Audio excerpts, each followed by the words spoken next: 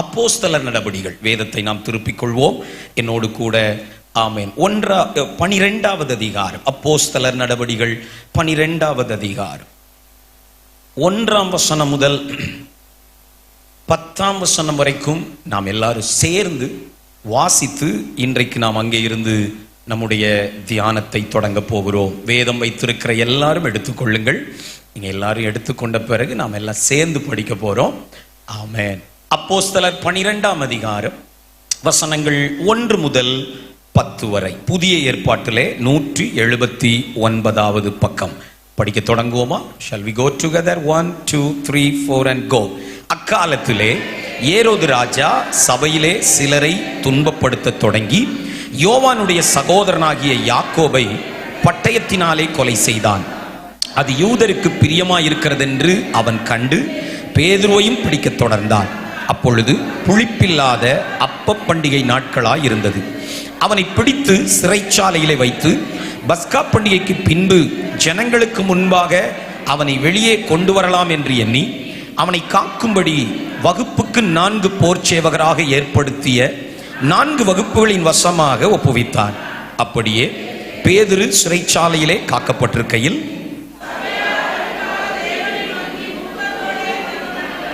ஏரோது அவனை வெளியே கொண்டு வரும்படி குறித்திருந்த நாளுக்கு முந்தின நாள் ராத்திரியிலே பேதுரு 2 சங்கிலிகளினாலே கட்டப்பட்டு 2 சேவகர் நடுவே நித்திரை பண்ணி கொண்டிருந்தான். காவல்காரரும் கதவுக்கு முன்னிருந்து சிறைச்சாலையை காத்து கொண்டிருந்தார்கள். அப்பொழுது கர்த்தருடைய தூதன் அங்கே வந்து நின்றான். அறையிலே வெளிச்சம் பிரகாசித்தது. அவன் பேதுருவை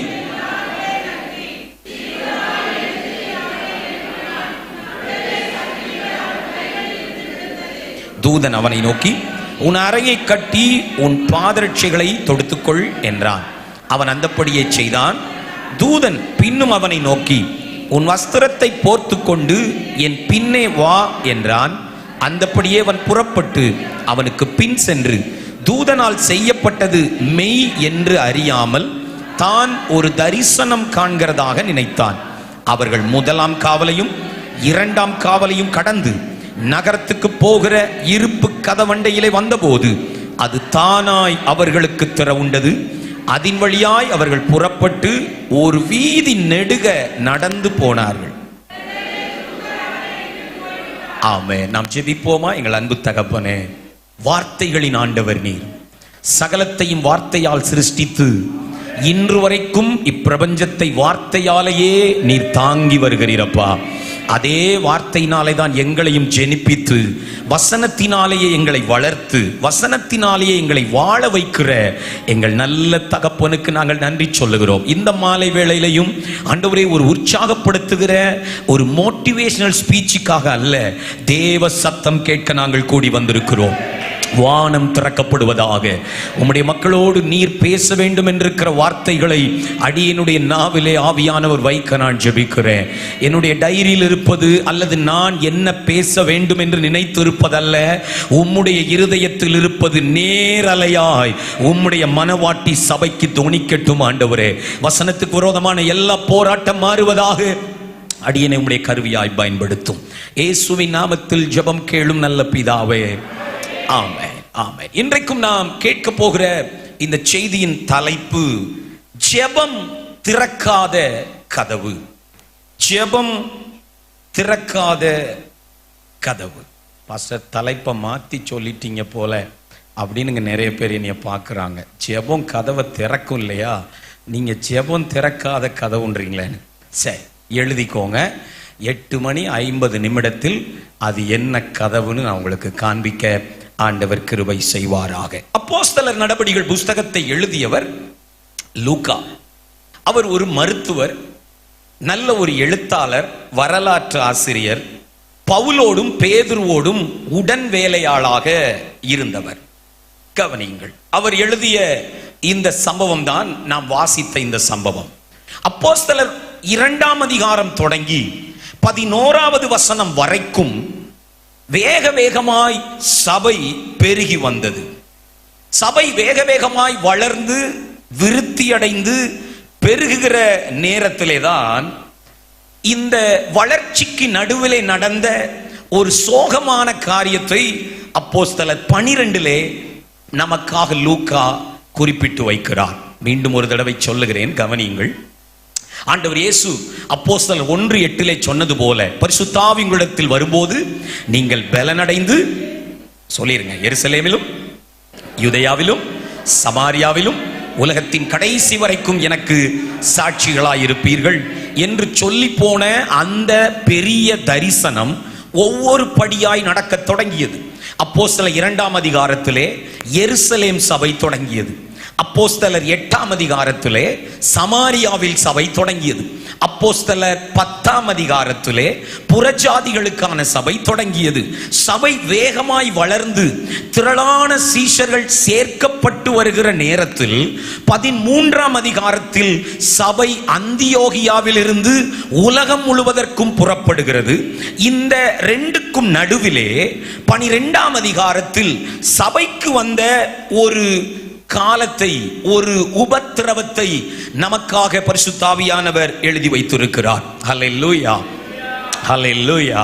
என்னை கவனியுங்கள். இந்த சமாதானமான, பெருக்கமான, வளர்ச்சி நிறைந்த, விருத்தியான காலத்திற்கு நடுவே ஒரு உபத்திரவ காலம் குறிப்பிடப்பட்டிருக்கிறதுக்கு காரணம், சபை அந்த உபத்திரவத்தை இந்த உலகத்திலேயே மிகப்பெரிய வல்லமையுள்ள ஆயுதமாம் ஜெபத்தினால் ஜெயித்ததை பரிசுத்த ஆவியானவர் நமக்கு நினைப்பூட்ட விரும்புகிறார்.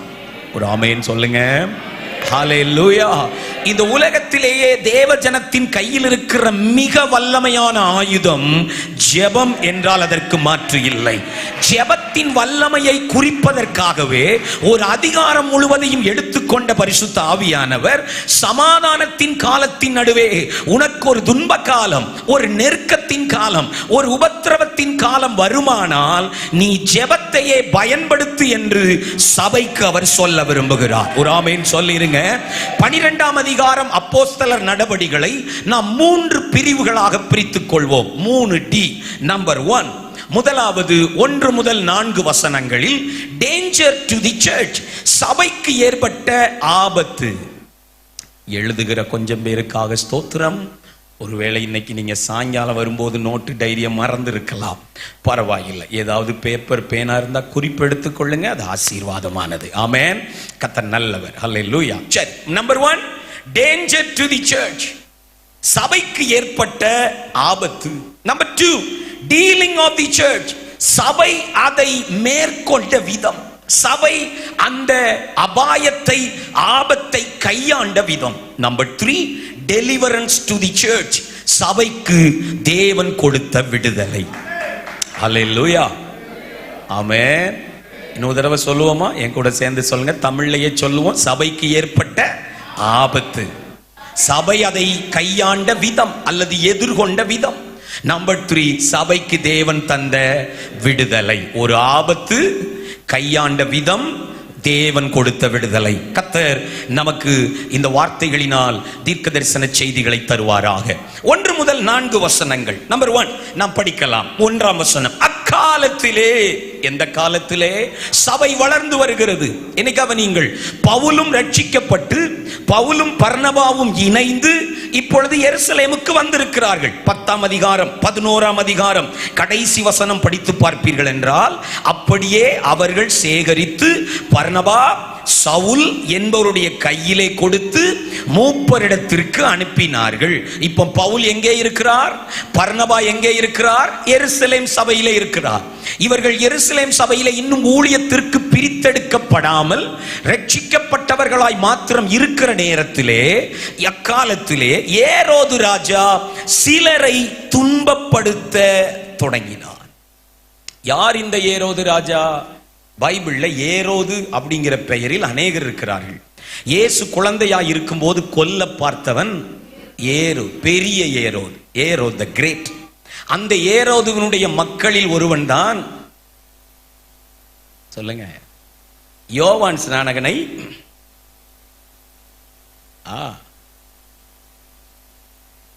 அந்த ஏரோதுவினுடைய மகன் தான் இந்த ஏரோது.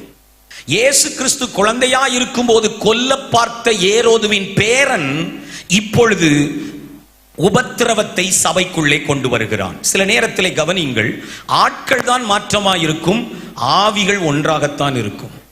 அல்லேலூயா. ஆமா, ஒரே மாதிரியான விஷயத்தை வேற வேற ஆட்களை கொண்டு செய்வதிலே சத்துரு கைதேர்ந்தவன். இருக்கட்டும், சிலரை துன்பப்படுத்த தொடங்கி, இந்த தொடங்கி என்று எழுதியிருக்கு பாருங்க. துன்பப்படுத்த தொடங்கிய போது சபைக்குள் ஒரு மெத்தனம், சிலர் தானே, கொஞ்சம் பேர் தானே என்று இருந்த அந்த மெத்தன போக்கு நிலைமையை மோசமாக்கி விட்டது. 2ஆம் வசனத்தை கவனியுங்கள். யோவானுடைய சகோதரனாகிய யாக்கோபை பட்டயத்தால் கொலை செய்தான். என்னை கவனிங்கள் தெய்வ பிள்ளைகளே. ஆமென். யாக்கோபு யார்? இயேசு கிறிஸ்துவின் சீடர்களில் மிக முக்கியமானவர்.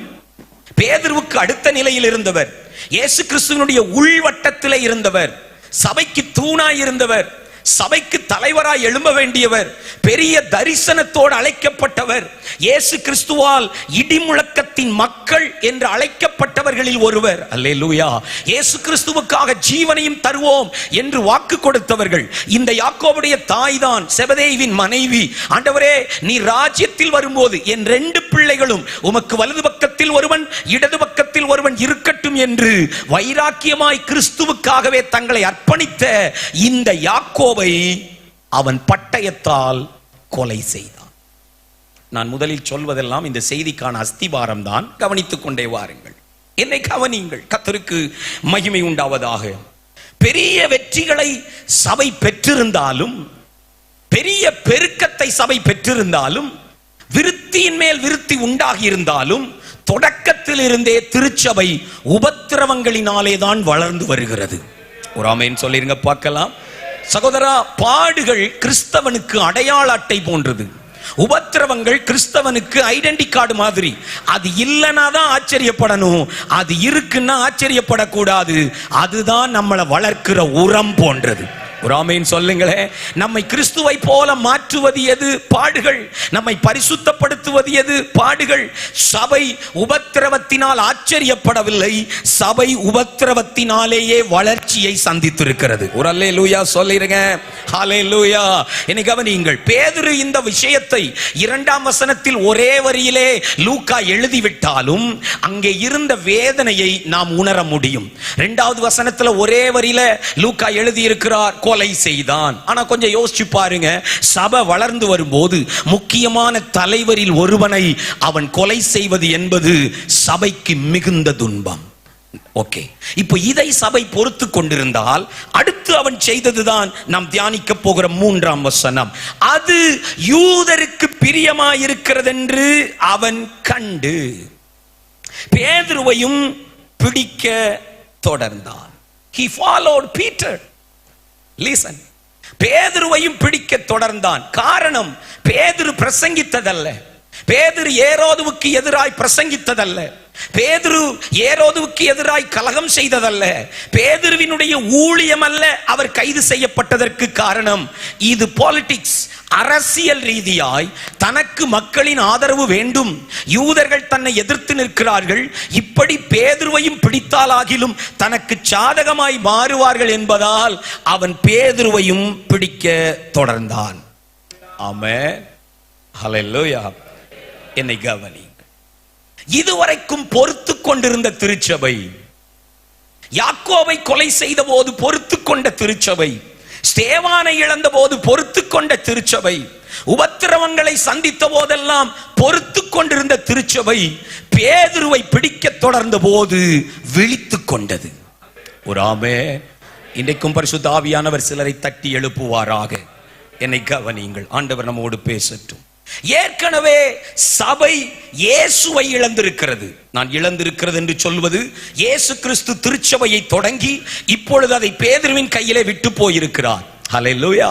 இயேசு கிறிஸ்து போன போது தாயில்லா பிள்ளை போல் நின்ற சபைக்கு ஹல்லேலூயா இனி யார் நம்மை போதிப்பார், இனி யார் நம்மை வழிநடத்துவார் என்று சொன்னபோது பரிசுத்த ஆவியானவர் இறங்கின அந்த நாளிலே பேதுரு எழுந்து நின்று தாயில்லா பிள்ளைக்கு ஜீவன் கொடுத்தது போல முதல் பிரசங்கத்தை செய்தான். ஹல்லேலூயா.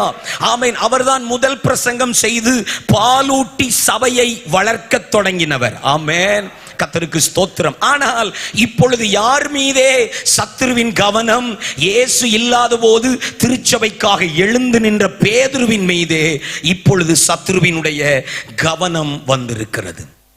இந்த இடத்தை நான் வாசிக்கிற போது இப்படி யோசிக்கிறேன், ஆண்டவரே, உபத்திரவப்படுத்த தொடங்கினான், ஒருவனை கொலை செய்தான், மீண்டும் பேதுருவை தொடுகிறானே, என்ன காரணம்? என்னை கவனியுங்கள் சபையே. ஆமென். கர்த்தர் சில நேரத்தில் நம்முடைய வாழ்க்கையிலே மீண்டும் மீண்டும் வழக்கமாய் தொடர்ச்சியாய் சில உபத்திரவங்கள் பாடுகளை அனுமதிப்பதற்கு 2 காரணங்கள் இருக்கலாம், குறித்துக் கொள்ளுங்கள். முதல் காரணம், சில வேளைகளிலே நம்முடைய சுய நம்பிக்கையை உடைக்க கர்த்தர் இதுபோல ஏரோதுக்களை அனுமதிக்கலாம். என்ன நம்பிக்கை? சுய நம்பிக்கை. சத்தமா சொல்லுங்க, என்ன நம்பிக்கை?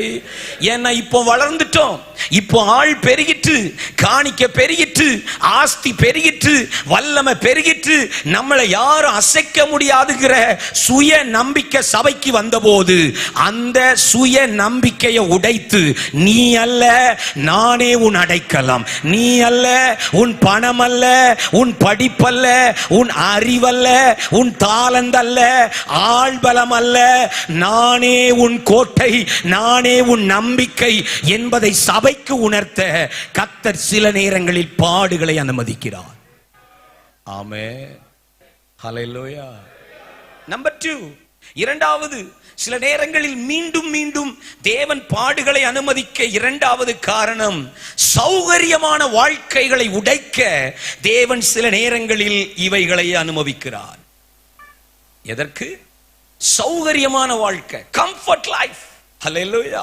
இனி எனக்கு பிரச்சனையே வராது, கர்த்தர் என் ஜெபங்களை கேட்டுட்டார், அதனால நான் இப்படியே சுகமாய் வாழ போகிறேன், சொகுசாய் வாழ போகிறேன், வாழ்க்கையை அனுபவிக்க போகிறேன்னு ஒரு சின்ன வட்டத்தில் கம்ஃபர்ட்டா உட்காரும் போது அந்த சௌகரிய வாழ்க்கையை உடைத்து, இல்லை, இன்னும் உனக்கு ஒரு ஓட்டம் இருக்கிறது, இன்னும் உனக்கு ஒரு தரிசனம் இருக்கிறது, அடுத்து நீ போக வேண்டிய எல்லை இருக்கிறது என்பதை காண்பிக்க தேவன் சில நேரங்களிலே சில பாடுகளை அனுமதிக்கிறார். புரிஞ்சவங்க மட்டும் ஒரு ஆமேன் சொல்லுங்க. ஹல்லேலூயா. கவனிங்கள் தேவ பிள்ளைகளே, சபை இப்பொழுதுதான் அழுது முடித்திருந்தது. யாக்கோபுக்காக அழுத கண்ணீர் வற்றும் முன்பே, யாக்கோபுக்காக அழுத அந்த அழுகை நிறுத்தப்படும் முன்பே மீண்டும் ஒரு அழுகைக்கான ஆயத்தத்தை சத்துரு கொண்டு வருகிறான். ஆமென். ஒருவேளை ஏரோது நினைத்தபடி பேதுருவையும் கொலை செய்திருந்தால் சபை ஒரு மிகப்பெரிய தலைவனையே இழந்திருக்க கூடும். ஆனால் அப்படி நடக்கவில்லை. என்னை கவனியுங்கள், சில நேரத்தில் நம்ம வாழ்க்கையிலையும் ஒன்று முடியும் போது அதைவிட மோசமான ஒன்று தொடங்கிவிடலாம். பரிசுத்த ஆவியானவரே உம்முடைய வார்த்தைகளை தருவீராக. ஒன்று இப்போதான் ஜெபிச்சு முடிச்சேன் பாஸ்டர், இப்பதான் போராடி ஒரு பிரச்சனையை முடிச்சு கொஞ்சம் பெருமூச்சு விட்டு அமர்வதற்கு முன்பு அடுத்து அதைவிட ஒஸ்டான மோசமான ஒன்று தொடங்கிட்டு என்பது போல நீங்கள் நினைப்பீர்கள் என்றால், நான் உங்களுக்கு பரிசுத்த ஆவியானவரை முன்னிட்டு ஒரு வார்த்தை சொல்லட்டும். கர்த்தர் ராஜரீகம் பண்ணுகிறார் என்பதை மாத்திரம் நீங்கள் மறந்து போகாதிருங்கள். நிலைமைகள் மோசமாகலாம், தேவனோ இன்னும் ஆளுகை செய்கிறார். கையை தட்டி ஒரு ஆமென் சொல்லுங்க பார்க்கலாம். ஹல்லேலூயா. இந்த கதையை எழுதுகிறவர் கர்த்தர். என் அன்பு தேவ பிள்ளைகளே, நிலைமை மோசமாகிற போது சத்துரு சொல்லுவான், இனி உன்னை தப்புவிக்க ஒருவரும் வரப்போவதில்லை. ஆனால் ஒன்றை சத்துருவுக்கு சொல்லுங்கள், என் சரித்திரத்தை எழுதுகிறவர் கர்த்தர்.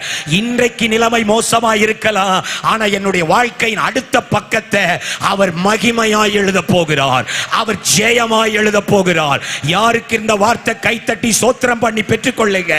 ஆமென். உங்க வாழ்க்கையின் இந்த பக்கம் worst and worst, ஆமென், மோசத்திலிருந்து மோசம், பலவீனம் இன்னும் மோசம், பண பிரச்சனை இன்னும் மோசம், பிள்ளைகளின் பிரச்சனை இன்னும் மோசம் என்று எழுதப்பட்டிருக்கலாம்.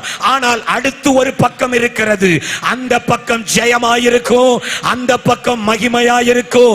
என் கர்த்தர் அடுத்த சாப்டரை வெற்றியாய் எழுதுவாராக.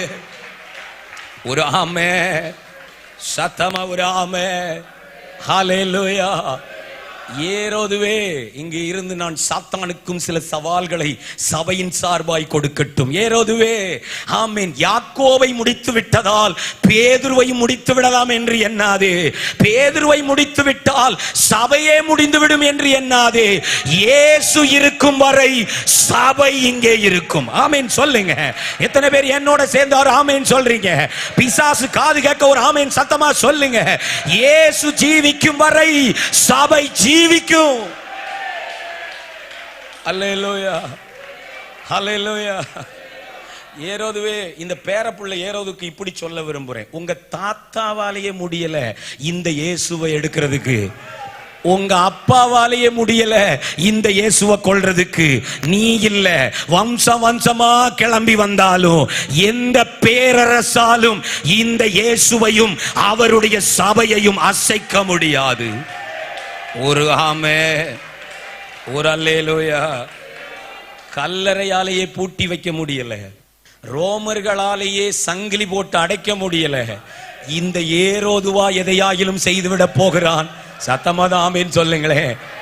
நான் ஏரோது என்று யாரை சொல்லுகிறேன் இங்க இருக்கிற சகோதரர்கள் சிலருக்கு தெரியட்டும். கர்த்தருக்கு ஸ்தோத்திரம். 2000 வருஷமா சபையை அசைக்க முடியல பிரதர். 2000 வருஷமா ராஜ்யங்கள் எழும்பியது, பேரரசுகள் எழும்பியது, ரஷ்யா போன்ற கொடுமையான ஆட்சிகள், கம்யூனிசம் எல்லாம் எழும்பியுமே அசைக்க முடியலனா, இன்று எழும்பி இருக்கிற இந்த ஏரோதுக்கள் சபையை தொட்டுவிட முடியாது. சபை இன்னும் வளரும், சபை இன்னும் நிற்கும், சபை இன்னும் பெருகும். Hallelujah. A danger came to the church. சபைக்கு ஒரு அபாயம் வந்திருக்கிறது. பேதுருவையும் அவன் பிடித்து, வசனம் 4, சிறைச்சாலையிலே வைத்து பஸ்கா பண்டிகைக்கு முன்பு அவனை கொலை செய்ய நாள் குறித்து எத்தனை வீரர்கள் கையில ஒப்பு கொடுத்தான் பாருங்க. 4 காவல்களை வைத்தான். ஒவ்வொரு காவலுக்கும் 4 சேவகர்கள். அப்படின்னா 16 வீரர்கள் கையிலே இவனை ஒப்பு கொடுத்திருக்கிறான். 4வது அறையிலே முதல் காவல், 2ஆம் காவல், 3rd gate and 4th gate உள் அறையிலே அடைத்து வைத்திருக்கிறான். இருக்கட்டும், அது ஏன் அடைத்தான் நான் உங்களுக்கு அடுத்த குறிப்புல சொல்லுகிறேன். இப்போ நான் 2வது குறிப்புக்கு வரட்டும். Dealing of the church. சபை இந்த ஆபத்தை எப்படி எதிர்கொள்கிறது? இன்னைக்கு கவனியுங்கள். நாள் குறிக்கப்பட்டு விட்டது பிரதர். பேதுரு கொல்லப்படுகிற நேரம் குறிக்கப்பட்டு விட்டது. பேதுரு கொல்லப்பட வேண்டிய இடம் குறிக்கப்பட்டு விட்டது. ஆனால் சபை பேதுருவின் அடக்க ஆராதனைக்கு தயாராகவில்லை. சபை பேதுருவின் எதிர்காலத்திற்காக ஜெபித்தது. ஆமென். ஆங்கிலத்தில் சொன்னா 2 F நல்லா இருக்கும் நினைக்கிறேன். Church did not ready for the funeral of the Peter, but they prayed for the future of the Peter. ஒரு ஆமென் சொல்லுங்க. இன்னொரு தடவை சொல்றேன். அவன் எல்லாத்தையும் பிளான் பண்ணி இருக்கிறான். மரணம், கொலை, அடக்கம்னு. சபை அடக்க ஆராதனைக்கு ரெடி ஆகல. எப்பங்க பண்ணலாம்? யாரை வச்சுங்க பண்ணலாம்? பெட்டி எங்கெங்க வாங்கலாம்? எங்கெங்க குழி தோண்டலாம்? யார்கிட்ட கல்லறை கேட்கலாம்? இல்ல. சர்ச் எதுக்கு ரெடி ஆச்சு தெரியுமா? அடக்கத்திற்கல்ல, நாங்கள் பேதுருவின் எதிர்காலத்திற்கு தயாராக போகிறோம். இன்னைக்கு இந்த 7 நாள் ஜெபிக்க வந்திருக்கிற தேவ பிள்ளைகளுக்கு சொல்லுவேன், நேரலையில் பார்த்து கொண்டிருக்கிற சிலருக்கு சொல்லுவேன், பிசாசு சொல்லுவான் முடிவுக்கு தயாராகிக்கொள். சிலவற்றை நான் முடிக்க போகிறேன், முடிவுக்கு தயாராகிக்கொள். ஆனா ஜெபிக்கிற தேவ பிள்ளைக்கு சொல்லுவேன், நீ முடிவுக்கல்ல எதிர்காலத்துக்கு தயாராகிக்கொள். நீ ஜெபித்த ஜெபம் உனக்கு முடிவை அல்ல, ஒரு ஆரம்பத்தை தரப்போகிறது. நம்புறவங்க மட்டும் கை தட்டி ஸ்தோத்திரம். ஹல்லேலூயா. சத்தமா ஒரு ஹல்லேலூயா.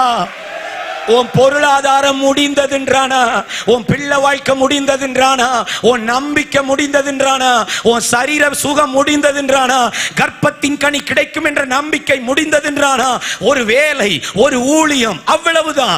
அவன் அவ்வளவுதான் சொல்லும் போதெல்லாம் அவன் முகத்தை இல்ல, அப்பா முகத்தை தூக்கி பாருங்க, அந்த முகம் சொல்லுது இல்லை, இன்னும் ஒரு தொடக்கம் உண்டு, இன்னும் ஒரு முடிவு இல்லை. அல்லேலூயா.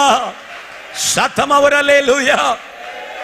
நான் சொல்லுவதை எழுதுகிறவள் எழுதிக் கொள்ளுங்கள். சத்துரு எப்போதெல்லாம் சூழ்நிலைகளை காண்பித்து முடிந்தது என்று சொல்லுகிறானோ, நம் ஆண்டவர் அப்போதெல்லாம் வாக்குத்தத்தத்தை காண்பித்து இன்னும் இருக்கிறது என்று சொல்லுகிறார். I want to repeat it again. திரும்ப ஒரு தடவை சொல்லுகிறேன், குறித்துக் கொள்ளுங்கள். சத்துரு எப்போதெல்லாம் சூழ்நிலைகளை காண்பித்து முடிந்தது என்று உங்களுக்கு சொல்லுகிறானோ, அப்போதெல்லாம் நம்முடைய ஆண்டவர் தம்முடைய வசனங்களை காண்பித்து முடியவில்லை, இன்னும் தொடருகிறது என்று சொல்லுகிறார். ஆமென். சத்தமா ஒரு ஆமென். டாக்டர் முடிஞ்சதுன்னு சொன்னதுனால எல்லாம் முடியல சகோதரி. வக்கீல் முடிஞ்சதுன்னு சொன்னதுனால அந்த வழக்கு இன்னும் முடியல சகோதரா. உடன் இருப்பவர்கள் எல்லாம் அவ்வளவுதான், எனக்கு தெரியல, இனிமேலாம் இது வளருமா தெரியல, இது வருமா தெரியல, இது உருப்படுமா தெரியல, இது கிடைக்குமா தெரியல, நீங்க இதை முடிப்பீங்களா தெரியல, ஏமேன் அவன் சொல்லட்டும். ஆனா ஆண்டவர் இன்னைக்கு சிலருக்கு தீர்க்க தரிசனமா சொல்றாரு, இல்ல நீ அடக்கத்துக்கு தயாராகாதே, நான் உனக்கு எதிர்காலங்களை வைத்திருக்கிறேன். ஒரு அல்லேலூயா. கவனிங்க, நம்மால் பார்க்க முடியாவிட்டாலும், நம்மால் உணர முடியாவிட்டாலும் ஜெபம் வேலை செய்கிறது. எத்தனை பேர் அல்லேலூயா சொன்னீங்க? இன்னொரு தடவை சொல்றேன். சில நேரத்துல ஜெபம் வேலை செய்யறது நம்மளால பார்க்க முடியாது, ஜெபம் வேலை செய்யறதை நம்மளால உணர முடியாது. ஆனா இந்த 7 நாள் நீங்க பண்ணின அந்த ஜெபம் இருக்கு பாருங்க, அது கண்டிப்பா வேலை செய்யுது. நீங்க பார்க்க முடியலங்கிறதுக்காக ஜெபத்தின் வல்லமையை சந்தேகிக்காதீங்க, உணர முடியாதுக்காக ஜெபத்தின் வல்லமையை சந்தேகிக்காதீங்க. ஜெபம் என்றைக்கும் வேலை செய்யும். ஒரு அல்லேலூயா. 5ஆம் வசனம் எல்லாம் சேர்ந்து ஒரு தடவை படிப்போமா? Climate changers. அங்கதான் சூழலை மாற்றும் ஒரு கூட்டம் இருக்குது.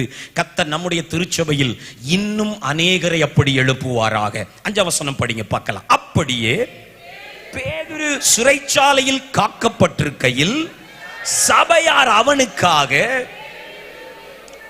தேவனை நோக்கி ஊக்கத்தோடு ஜெபம் பண்ணினார். These people were climate changers.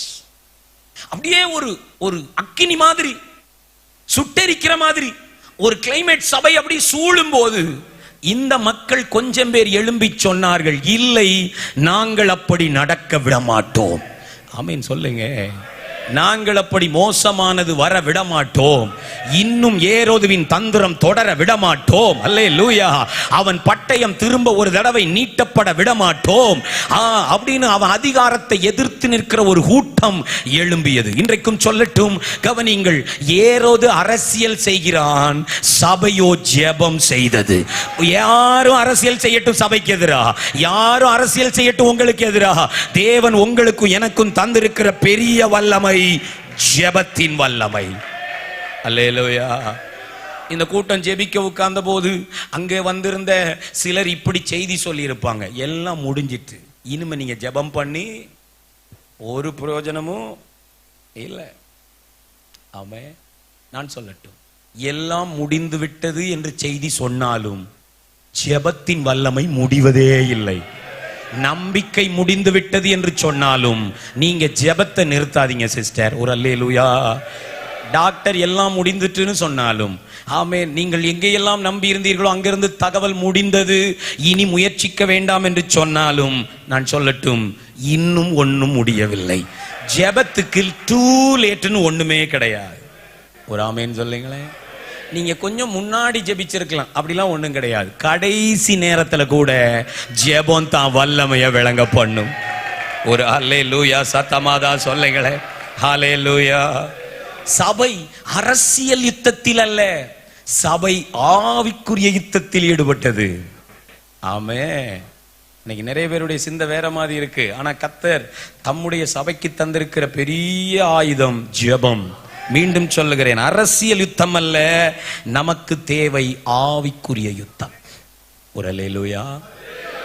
இப்ப நான் இந்த குறிப்பு சொல்லும் போது என்ன பாப்பீங்களா? நம்ம 2 நிமிஷம் ஜெபிச்சுட்டு தான் அடுத்த பாயிண்ட்டுக்கு வரப்போறோம். என்ன கவனி, யார தவற விடக்கூடாதுன்னு நீங்க நினைக்கிறீங்களோ அவங்களுக்காக ஜெபிக்க தவறவே கூடாது.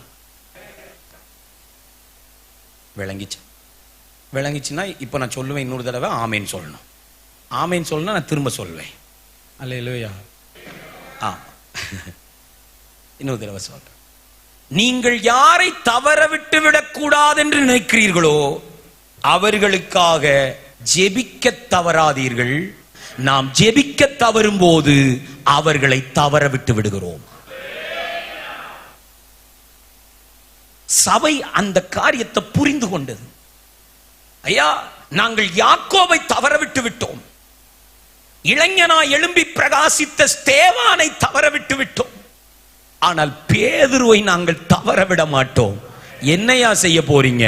தவறவிடக்கூடாத அந்த தலைவனுக்காக நாங்கள் மன்றாடி நிற்க போகிறோம். ஒரு அல்லேலூயா சத்தமா தான் சொல்லுங்களேன். எப்போ பிரதர் உங்க ஜெப பட்டியல்ல இருந்து சிலர் விலகுறாங்களோ அப்பவே அவர்களை தவறவிட நாம் தயாராகி விட்டோம். அமைதி காக்கிற அளவுக்கு எச்சரிப்பு தான். கொஞ்சம் ஷாக்கா இருந்தாலும் இன்னொரு தடவை நான் சொல்லிடுறேன், மீண்டும் சொல்றேன்.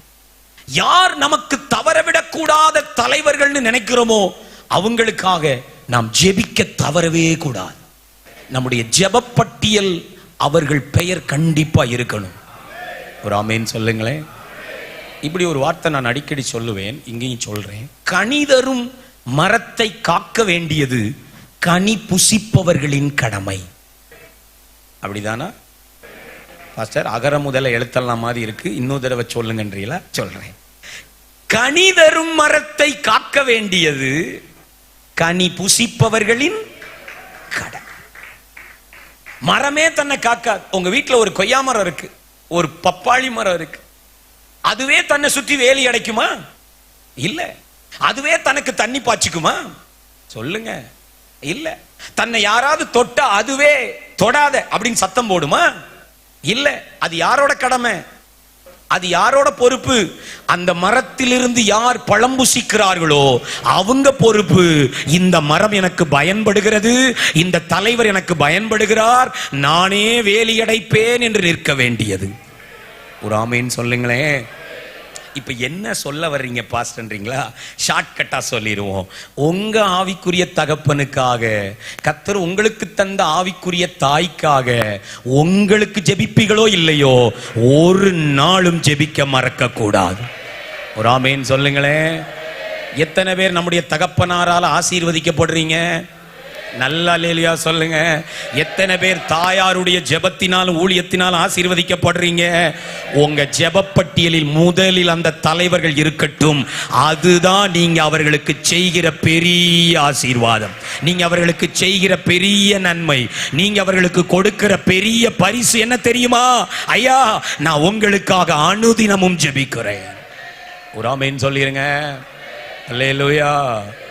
நானும் ஒரு போதகர், இளம் போதகர், அதனால எனக்கு தெரியும், நானே சொல்றேன். கவனிங்க, இந்த உலகத்திலேயே ஒரு ஊழியருடைய இருதயத்தை குளிர பண்ணுகிற நேரம் எது தெரியுமா?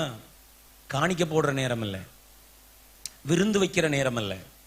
ஒரு தேவ மனிதனுடைய இருதயம் குளிருகிற நேரம் எங்களுக்காக யாரோ ஜெபித்தார்கள் என்பதை நாங்கள் கேள்விப்படுகிற நேரம். ஒரு ஆமென் சொல்லிருங்களேன். விளங்கிச்சா? சபை எனக்காக ஜெபிக்குதுன்னு கேள்விப்படுறதை விட அந்த சபையினுடைய ஆவிக்குரிய தகப்பனுக்கு வேற சந்தோஷம் எதுவும் இல்லைங்க. அல்லேலூயா. அதனாலதான் பவுல் அடிக்கடி எழுதுவார், சகோதரரே எங்களுக்காக வேண்டிக் கொள்ளுங்கள். அல்லேலூயா சொல்லுங்களேன். அல்லேலூயா. உங்க பாஸ்டருக்காக ஜெபிச்சீங்களா? நான் கேள்வி கேட்கிறேன், பதில் சொல்ல வேணாம், உள்ளத்துல சொல்லி பாருங்க. உங்க போதகருக்காக நீங்கள் கடைசியா என்றைக்கு ஜெபித்தீர்கள்? உங்கள் போதகருடைய குடும்பத்திற்காக நீங்கள் கண்ணீரோடு மன்றாடியது கடைசியா எப்பொழுது? ஏன் உங்களுக்காக ஜெபிக்கணும் தெரியுமா? நான் 2-3 வார்த்தை சொல்ல விரும்புகிறேன். ஆவியானவர் நினைப்பூட்டுகிறார்.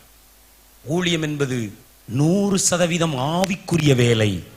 இங்கே மாம்ச பலத்திற்கு இடமே இல்லை என்பதால் உங்கள் ஜெபமே ஊழியர்களின் பலன். 2வது காரணம், ஊழியம் என்பது ஆவிக்குரிய யுத்தம். அதில் ஊழியர்களே முதல் வரிசையில் நிற்கிறார்கள் என்பதால் தாக்குதலுக்கு அவர்களே ஏற்பானவர்கள். அதனால நம்முடைய ஜெபமே அவர்களுக்கு மறைவிடம். சத்தமாதான் ஆமென் சொல்லணுமே. அல்லேலூயா. 3வது, ஊழியர்கள் இங்கே பிரசங்க பீடத்தில் நிற்பதை மட்டும்தான் நீங்கள் பார்க்கிறீர்கள். ஆனால் இந்த பிரசங்க பீடத்திற்கு வெளியேதான் அவர்களுடைய பலம் முழுவதும் செலவழிகிறது என்பதால் நம்முடைய ஜெபம் அவர்களுக்கு தேவை. ஒரு ஆமென். 4வது காரியம், ஏன் ஊழியர்களுக்காக ஜெபிக்க வேண்டும்?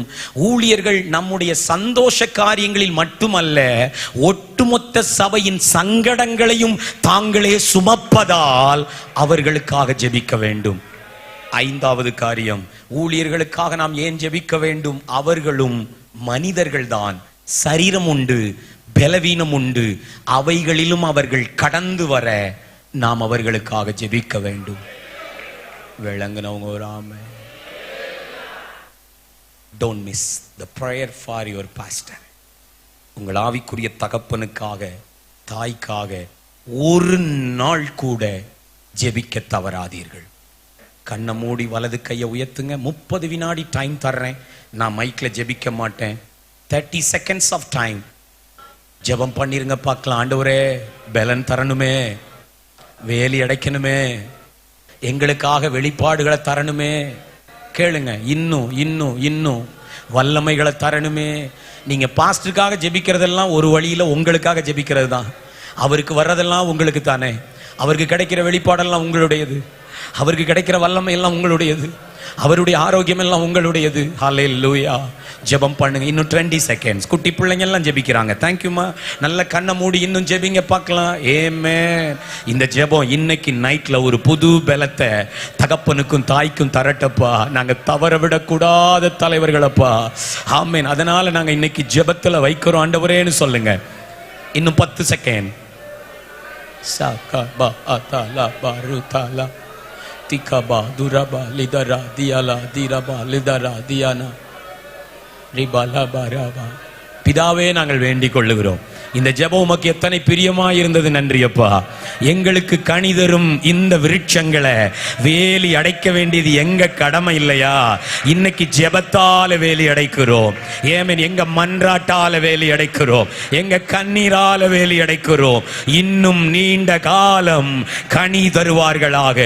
எங்களுக்கு மாத்திரமல்ல, எங்கள் அடுத்த தலைமுறைக்கும், 3ஆம் 4ஆம் தலைமுறைக்கும் எங்க தகப்பனையும் தாயும் கனி தருபவர்களாய் வைப்பீராக. இயேசுவின் நாமத்தில் ஜெபம் கேளும் பிதாவே.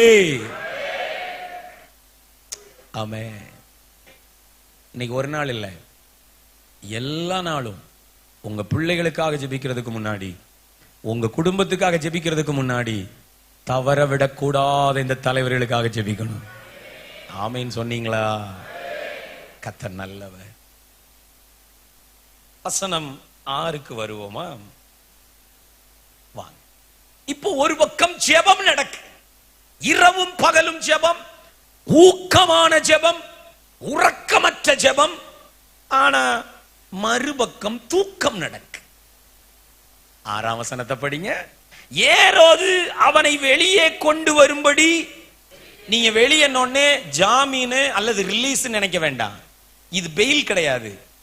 வெளியே கொண்டு வரணும்னா கொலை செய்ய குறித்த நாள், குறித்திருந்த நாளுக்கு முந்தின நாள் ராத்திரியிலே படிச்சிருங்க. பேதுரு 2 சங்கிலிகளால் கட்டப்பட்டு 2 சேவகர் நடுவே, ஏற்கனவே 16 பேர் காவல் இருக்கான். ஒரு வாசலுக்கு 4 பேர். இப்ப உள்ள எத்தனை பேர் கட்டி வச்சிருக்கான்? 2 பேர். மொத்தம் 18 பேர் இவருக்கு. ஆனா இந்த 2 பேருக்கு நடுவே என்ன செய்தாராம்? நல்லா சொல்லுங்க ஐயா. ஜெபத்துல இருந்தவங்களுக்கு சிறையில என்ன நடக்குன்னு தெரியாது. சிறையில இருந்தவனுக்கு ஜெபத்துல என்ன நடக்குன்னு தெரியாது. இன்னைக்கும் சொல்றேன், நீங்க யாருக்காக எதற்காக ஜெபிச்சீங்களோ அந்த நபருக்கு இந்த 7 நாளும் என்ன நடந்ததுன்னு தெரியாது. அல்லேலூயா. இந்த 7 நாள் இங்க ஜெபிச்ச உங்களுக்கு, நீங்க ஜெபித்துக் கொண்டிருக்கிற நபருக்கு என்ன நடக்குன்னு தெரியாது. ஆனா ஆவியானுடைய துணையோடு ஒரு பிராமிஸ் உங்களுக்கு நான் கொடுக்க முடியும். லிசன். ஒரு நாள் நீங்கள் ஜெபித்த அந்த நபர் உங்களை சந்திக்கிற அந்த நாளிலே 2 ஒன்னா சேரும் போது சொல்லுவீங்க, இதுக்கு தான் நான் உனக்காக ஜெபிச்சேன். இன்னைக்கு கர்த்தர் உன்னை சாட்சியா பார்க்க வைக்கிறார். அது சாட்சி சொல்லும் நாளில் வெளிப்படுவதாக. ஒரு ஆமென் சொன்னீங்களா? அல்லேலூயா. இங்கே ஒரு கேள்வி ஐயா. நாளைக்கு காலையில டெட், நாளைக்கு காலையில மரண தண்டனை. முந்தின நாள் நைட்டுல 18 வீரர்களுக்கு நடுவில் 2 சங்கிலிகளும் கெட்டி போட்டிருக்க நல்ல தூக்கம். எப்படிங்க தூக்கம் வந்தது? கவனிங்க. இந்த தூக்கம் நமக்கு அசதியில வந்த தூக்கம் இல்ல. ஏன் தெரியுமா? ஐயா செருப்பை கழட்டி விட்டு இருக்காரு, மேல் வஸ்திரத்தை கழட்டி கேங்கர்ல போட்டிருக்காரு. அப்படின்னா என்ன அர்த்தம்? இவர் இன்டென்ஷனோட தான் தூங்க போறார். நம்ம தூங்குறதுக்கு அப்படித்தானே போவோம். கவனிங்க, அசதியில தூங்குறதுனா என்ன? பேண்ட் ஷர்ட் பெல்ட் சாக்ஸ் ஒன்னும் கலட்டாம அப்படியே உட்கார்ந்து சோஃபால தூங்குனா அது அசதி தூக்கம். ஆனா எல்லாத்தையும் கலட்டி நைட் ட்ரெஸ் போட்டுட்டு மேன் இப்படி தூங்க போனா என்ன அர்த்தம்? நான் உறங்கத்தான் போறேன்னு சொல்லிட்டு தான் ஐயா படுத்திருக்காரு. விளங்குனவங்க ஆமேன்னு சொல்லணுமே. அப்படின்னா இந்த உறக்கத்துக்கு 2 விஷயம் காரணமா இருக்கலாம். எத்தனை விஷயம்? என்ன கவனிக்கணும். இப்போ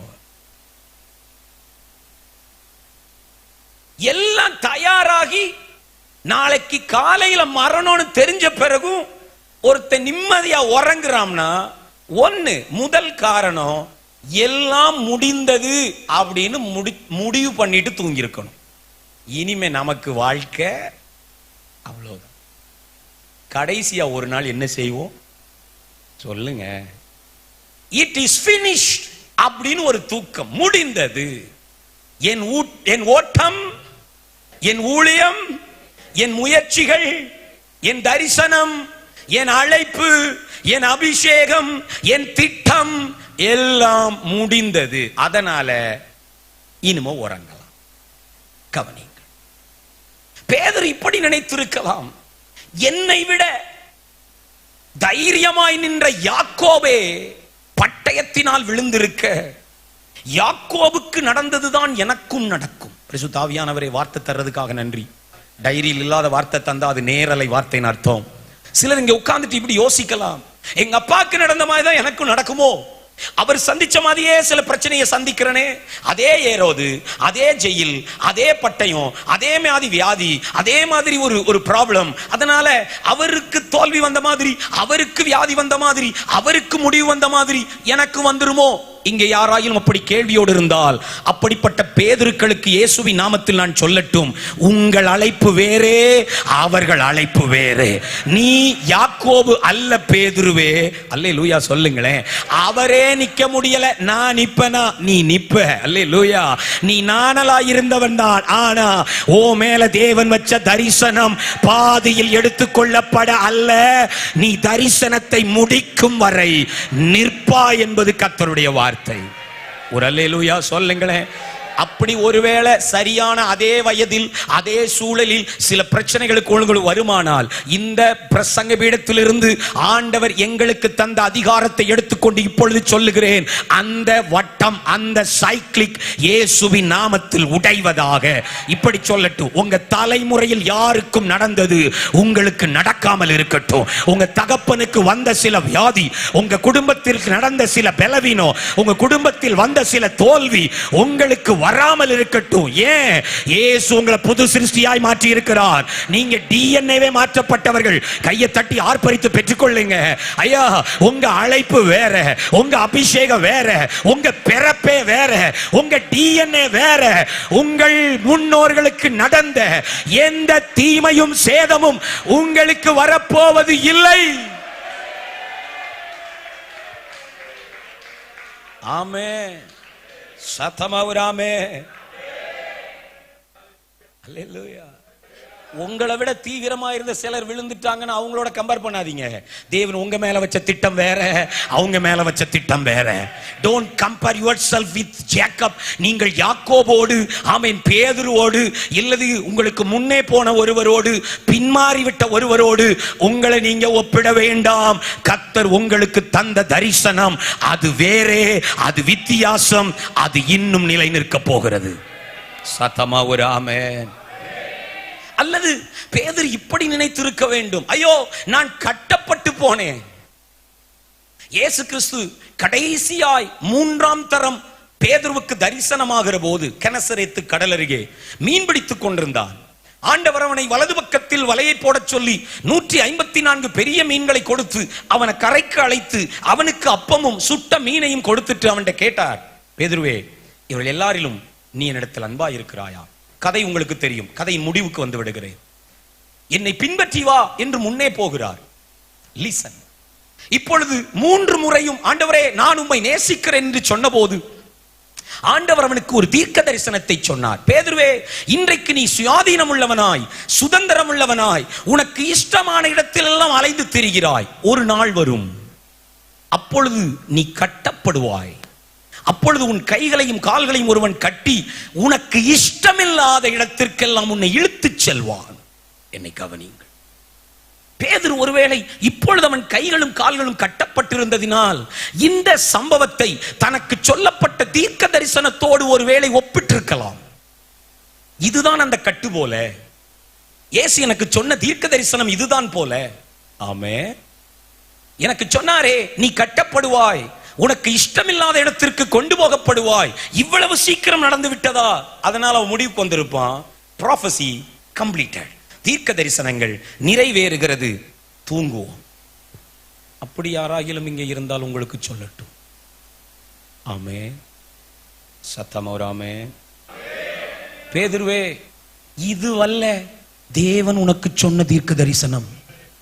இயேசு உனக்கு சொன்ன கட்டுகள் இந்த காலத்தில் நடக்க போகிறவைகள் அல்ல. ஏனென்றால் நீ இன்னும் செய்ய வேண்டிய வேலைகள் பாக்கி இருக்கிறது.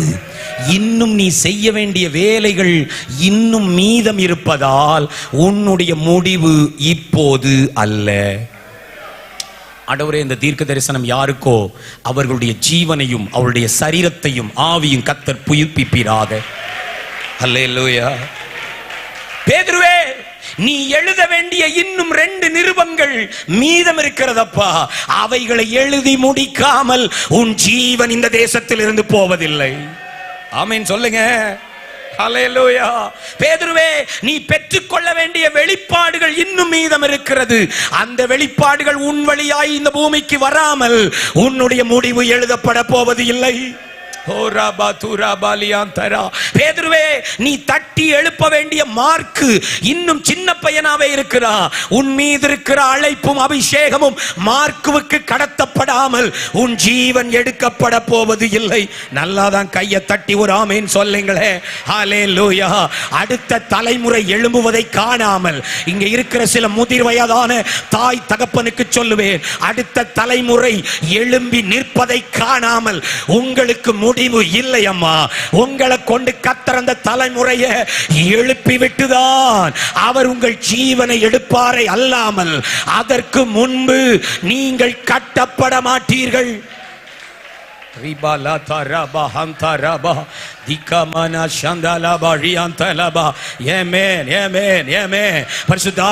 சிலரோடு பிரத்யட்சமாய் பேசிக் கொண்டிருக்கிறார். நீ இன்னும் போக வேண்டிய பட்டணங்கள் உண்டு, இன்னும் ஸ்தாபிக்க வேண்டிய சபைகள் உண்டு, இன்னும் சந்திக்க வேண்டிய ராஜாக்கள் உண்டு, இன்னும் அசைக்க வேண்டிய அதிகாரிகள் உண்டு. அவையெல்லாம் நடப்பதற்கு முன்பு உன் முடிவு வராது. இது உன் முடிவு அல்ல. கையை தட்டி சொல்லுங்க, இது உன் முடிவு அல்ல. இது உன் முடிவு அல்ல. இந்த வியாதியில் உன் முடிவு அல்ல. இந்த விபத்தில் உன் முடிவு அல்ல. இந்த சோதனையில் உன் முடிவு அல்ல. இந்த தோல்வியின் உன் முடிவு அல்ல. நீ போக வேண்டிய தூரம் உண்டு, எழுத வேண்டிய வெளிப்பாடு உண்டு, நாட்ட வேண்டிய சபை உண்டு, சந்திக்க வேண்டிய குடும்பங்கள் உண்டு, ரட்சிக்க வேண்டிய ஆத்துமாக்கள் உண்டு, பார்க்க வேண்டிய தலைமுறை உண்டு.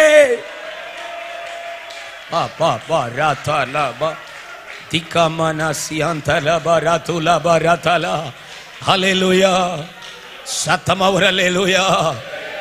50 வயது 60 வயதை கடந்திருக்கிற தாய் தகப்பன்மாருக்கு சொல்லுவேன், முடிவை குறித்து பேசாதிருங்கள். ஆண்டவருக்கு தீர்க்க தரிசனமா சொல்றாரு, இது அல்ல உன் முடிவு. இன்னும் நீ காண வேண்டிய மேன்மைகள் உண்டு, இன்னும் நீ காண வேண்டிய ஒரு எழுப்புதல் உண்டு, நீ இன்னும் பார்க்க வேண்டிய குடும்பங்கள் உண்டு, இன்னும் நீ எழுப்ப வேண்டிய தலைமுறை உண்டு, எழுத வேண்டிய எழுத்துக்கள் உண்டு. அவை எல்லாம் மீதம் இருக்க ஏரோது உன் முடிவை எழுத முடியாது. ஹல்லேலூயா. சத்தமா ஹல்லேலூயா. ஆமென். நான் இப்பொழுது சொல்ல போகிற வார்த்தையை குறித்துக் கொள்ள உங்கள் அன்போடு கேட்கிறேன். தேவன் உங்களுக்கு சொன்னதை நீங்கள் காணும் வரை நீங்கள் காண்பதெல்லாம் தற்காலிகமானதே. பரிசுத்த ஆவியானவருக்கு நன்றி. இன்னொரு தடவை சொல்லட்டா? குறிங்க. தேவன் உங்களுக்கு சொன்னதை நீங்கள் காணும் வரை நீங்கள் காண்பதெல்லாம் தற்காலிகமானதே. பேதுருவே, தேவன் உனக்கு சொன்னது நீண்ட தூர தரிசனம், நூற்றுக்கணக்கான சபைகள், எழுத வேண்டிய 2 நிருபங்கள், எழுப்ப வேண்டிய 1000 ஆத்துமாக்கள், அதையெல்லாம் பார்க்கிற வர நீ பார்க்கிற பிரச்சனை எல்லாம் தற்காலிகமானது. விளங்குனவங்க ராமே. ஆராதனை வேளையில ஆவியானவர் நம்முடைய தகப்பனாருக்கு யோசேப்பு குறித்து ஞாபகப்படுத்தினார் இல்லையா? எனக்கு திடீர்னு அவர் ஞாபகம் வருது, அதனால சொல்லிடுறேன். இந்த வார்த்தைக்கு எடுத்துக்காட்டா சொல்றேன். யோசேப்பே, தேவன் உனக்கு காண்பித்ததை நீ காணும் வரை உன் வாழ்க்கையில் நடப்பதெல்லாம் தற்காலிகமானது. ஆமே. உனக்கு அவர் காண்பித்தது என்ன? சிங்காசனம். உனக்கு அவர் காண்பித்தது என்ன? சகோதரர்கள் எல்லாம் உன்னை பணிய வேண்டும். அது நடக்கிற வரைக்கும் இப்போ நீ உட்கார்ந்து இருக்கிற குழி தற்காலிகமான. ஒரு ஆமீன் சொல்லுங்களேன். நான் யோசேப்பு இடத்துல இருந்து சொல்லட்டுமா? யோசேப்ப குழியில போட்டுட்டு அண்ணன்மாரெல்லாம் மேல சிரிச்சிட்டு இருக்காங்க. ரூபன் மட்டும்தான் எஸ்கேப், யூதா மட்டும்தான் எஸ்கேப். அத்தனை பேரும் முடிஞ்சுதுடா. உன் சொப்பனை எப்படி நடக்குன்னு பார்க்கலாம். நான் சொல்கிற இந்த வார்த்தையின்படி கற்பனை செய்கிறேன். உள்ள கிடந்து யோசேப்பு சிரிச்சிருப்பான். ஏய், கொல்ல போறோம் சிரிச்சிட்டு இருக்கிற அப்படின்னு அவன் சொல்லி இருப்பான். ஆண்டவர் எனக்கு சொன்னது இந்த குழி அல்ல, அதனால இந்த குழி என் முடிவு அல்ல, இது தற்காலிகமானது. போத்திபார் வீட்டுல கொண்டு போட்டு கவனிங்கள். அடிமையா வேலை செய்யும் போது போத்திபாரின் வீட்டிலே தனக்கு ஒரு நண்பன் இருந்தால் யோசேப்பு இப்படி சொல்லி இருப்பார், நான் கொஞ்ச காலம் தான் இங்க இருப்பேன். என்ன தைரியம்டா உனக்கு? இங்க அடிமையா வந்தவன் சாகிற வரைக்கும் அடிமையா தான் இருக்க முடியும். நீ என்னன்னா கொஞ்ச நாள் தான்ற. ஆமா, ஏன்னா என் ஆண்டவர் எனக்கு காண்பிச்சது இது இல்ல, அதனால இது தற்காலிகமானது. சிறையிலே கொண்டு போட்டிருக்குது. கவனிங்கள். சிறையிலேயும் அவனோடு இருக்கிறவர்கள், அவன் விசாரித்தவர்கள், இவன் தலைவனாய் இருப்பதால் அவன் பேசியவர்கள் இப்படி சொல்லி இருக்கலாம். அவங்ககிட்ட இவன் சொல்லி இருக்கணும், நீங்க எவ்வளவு காலம் இருப்பீளோ இல்லையோ, உங்களுக்கு ஆயுள் தண்டனையான்னு எனக்கு தெரியாது, எனக்கு கண்டிப்பா ஆயுள் தண்டனை இல்லை, நான் சீக்கிரத்தில் ரிலீஸ் ஆவேன். என்னடா நம்பிக்கை உனக்கு? யாராவது சப்போர்ட் இருக்காங்களா?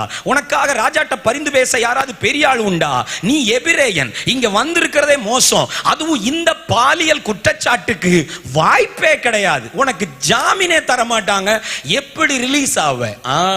ஏன்னா 17 வயதிலே என் தகப்பன் வீட்டில் இருக்கும்போது கர்த்தர் எனக்கு காண்பித்தது இந்த சிறை அல்ல, அதனால இந்த சிறையும் எனக்கு தற்காலிகமானது. சத்தமாதான் ஆமென் சொல்லுங்களேன். அல்லேலூயா. என்றைக்கு சிங்காசனத்தில் அமர்ந்து பார்வோனின் மோதிரம் அவன் கைக்கு வந்ததோ அன்றைக்கு அவன் தன் மனதில் நியமித்திருப்பான், ஆண்டவரே இதுதான் எனக்கு நிரந்தர இடம். எப்படிப்பா சொல்ற யோசேப்பே? ஏன்னா நீங்க காண்பிச்ச இடத்துக்கு நான் வந்துட்டேன், இனி இங்கே இருந்து என்னை அசைப்பவன் இல்லை. தேவ பிள்ளைகளுக்கு நான் சொல்லட்டும் இன்னும் ஒரு தடவை கூட, தேவன் உங்களுக்கு சொன்னதை நீங்கள் பார்க்கிற வரை, நீங்க பார்க்கிற பிரச்சனை, நீங்க பார்க்கிற வியாதி, நீங்க பார்க்கிற குறுகின வட்டம் எல்லாம் தற்காலிகமானதுதான். அது முடியும், அது முடியும், அது முடியும். ஆமென். சத்தமௌராமே. உங்க வாழ்க்கையை கொஞ்சம் சுற்றி பாருங்க, உங்க வீட்டை கொஞ்சம் சுற்றி பாருங்க, உங்க தொழிலை, உங்க வேலையை, ஊழியத்தை கொஞ்சம் சுற்றி பாருங்க. தேவன் சொன்னது இது இல்லைன்னா இது தற்காலிகமானதுதான். ஒரு ஆமீன் சொல்லிருங்களேன். ஹல்லேலூயா. சத்தமா ஒரு ஹல்லேலூயா. நீங்க நம்பினாலும் நம்பலனாலும் இதுதான் உண்மை. தேவன் உங்களுக்கு சொன்னதை பார்க்கும் வரை நீங்கள் பார்ப்பதெல்லாம் தற்காலிகமா மாறுவீங்க. ஒரு ஆமென் சொல்லுங்க. தேவன் நம்முடைய சபைக்கு காண்பித்த கட்டடம் இது இல்லை என்றால் இந்த கட்டடமும் தற்காலிகமானது. நல்லாதான் ஆமென் சொல். பாஸ்டர், நல்லா இருக்கிற கட்டடத்தை சொல்றீங்களே, நல்லா இருக்கு, நமக்கு பிடிச்சிருக்கு, ஆனா அவரு காமிச்சது இது இல்லைன்னா இதுவும் மாறும். ஆமென் சொல்லுங்க. ஹல்லேலூயா. இப்போ நீங்க பார்க்கிற வேலை, இப்போ நீங்க குடியிருக்கிற வீடு, இப்போ நீங்க வாழ்ற வாழ்க்கை, அது ஒருவேளை கர்த்தர் காண்பிச்சது இல்லைன்னா போதும் கர்த்தாவே, கம்ஃபர்ட்டா இருக்குன்னா கூட கர்த்தர் சொல்வாரு டெம்பரவரி தான்.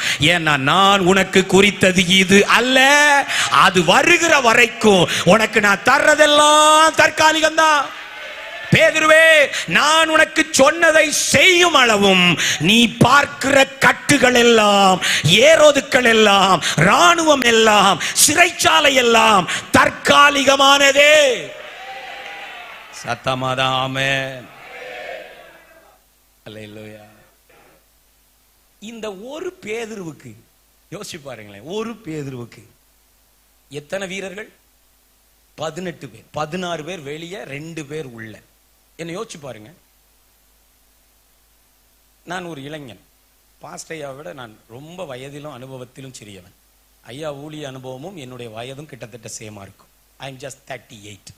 கவனிங்க, என்னைய போலீஸுக்கு பிடிக்கிறதுக்கு 4 டிஎஸ்பி 3 எஸ்பி அப்படி யாராவது வரணுமாங்க? சொல்லுங்க. ஒரு போன் பண்ணி ஸ்டேஷனுக்கு வந்துட்டு போனா அடுத்த நிமிஷம் நான் என்ன செய்வேன்? பீட்டரை யோசிச்சு பாருங்களேன். இந்த பேதுருவுக்கு 16+2 பேர் போட்டிருக்காம்னா என்ன அர்த்தம் தெரியுமா? நல்லா சொல்லுங்க. அவன் சாதாரண ஆளுன்னு அவன் நினைச்சிட்டு இருக்கிறான். ஆனா அவன் எவ்வளவு பெரிய ஆள்னு எதிரிக்கு தெரிஞ்சிருக்கு. நான் இந்த வார்த்தை இப்படி சொல்லட்டும், உங்களுக்கு கட்டுகள் அதிகம்னா உங்களுக்கு பலம் அதிகம்னு அர்த்தம். கையை தட்டி ஆமேன்னு சொல்லுங்க பார்க்கலாம். உங்களுக்கு பிரச்சனை அதிகம்னா உங்க பவர் அதிகம்னு அர்த்தம். அல்லேலூயா. ஏன்பா இத்தனை கட்டு? நான் சின்ன ஆளு, நீ சின்ன ஆளுனா இவ்வளவு கட்டுவானா? அவன் 18 பேரை வச்சு கட்டினதுக்கு காரணம் உன் வல்லமை என்னன்னு அவனுக்கு தெரியும். உன் நிழல் பட்டு சுகமானது அவனுக்கு தெரியும். நீ எழுப்பின, உயிரோடு எழுப்பினவர்களை பத்தி அவனுக்கு தெரியும். நீ செய்த அற்புதங்கள் அவனுக்கு தெரியும். உன் முழங்கால் முடங்குனா என்ன ஆகும் அவனுக்கு. ஒரு அல்லேலூயா. கவனியுங்கள். நம்பர் 1 நான் சொன்னேன், பேதுருவின் தூக்கத்துக்கு முதல் காரணம் முடிந்தது என்ற நம்பிக்கை. ஆண்டவர் அதை உடைச்சிட்டார். இன்னொன்னு இருக்கலாம். நம்ம ஏன் நெகட்டிவா பார்ப்போம்? பாசிட்டிவா பார்ப்போமே. பேதுருவுக்கு இப்படி தூக்கம் வர்றதுக்கு காரணம் விசுவாசமா கூட இருக்கலாம். ஆமென் சொல்லுங்க பிரதர். விசுவாசம் நம்மள மாதிரி சில நேரத்துல கையை தட்டி சத்தம் போடாது, சில நேரத்துல அமைதியா கொரட்ட விடவும் செய்யும். அல்லேலூயா. நான் பேதுருட்ட கேட்கிறேன், ஹே பீட்டர், இப்படி உறங்குறிய, யார்டா படிச்ச அப்படின்னு கேட்டா அவன் சொல்வான், எங்க குருஜிட்ட. எங்க குருநாதர் இப்படிதான் தூங்குவார். கப்பலே மூழ்கிற மாதிரி அலை அடிக்கும், ஆனா அவர் பின்னணியில தலையணை வச்சு உறங்குவார். அவர் சொல்லி கொடுத்ததுதான் இந்த பாடம். ஆமென் சொல்லுங்க. ஹல்லேலூயா. அவர் கத்து கொடுத்த பாடம் தான். என்ன நடந்தாலும்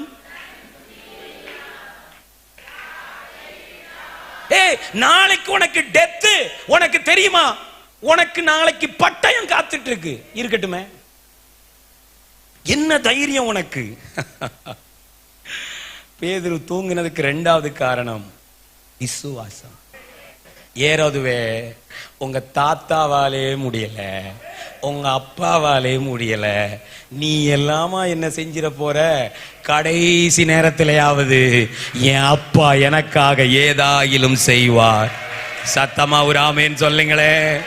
சத்தமா ஒரு ஆமேன் சொல்லுங்களே. என்னடா செய்வார்? என்ன செய்வார்னு தெரியாது, ஆனா ஏதாயிலும் எனக்கு செய்வார், ஏதாயிலும் எனக்கு செய்வார். அல்லேலூயா. கையை தட்டி அந்த வார்த்தையை சொல்லுங்க. என் தேவன் எனக்காய் ஏதாயிலும் செய்வார். எப்படி செய்வார் தெரியாது, யாரை கொண்டு தெரியாது, என்ன நடக்கும் தெரியாது, ஆனா ஒண்ணு தெரியும், எனக்காக அவர் ஏதாயிலும் செய்வார். அல்லேலூயா. சத்தமா ஒரு அல்லேலூயா. பக்கத்துல தட்டி சொல்லுங்க, தூங்க படிங்க. பாஸ்டர், படிக்காமே வருதுன்றீங்களா?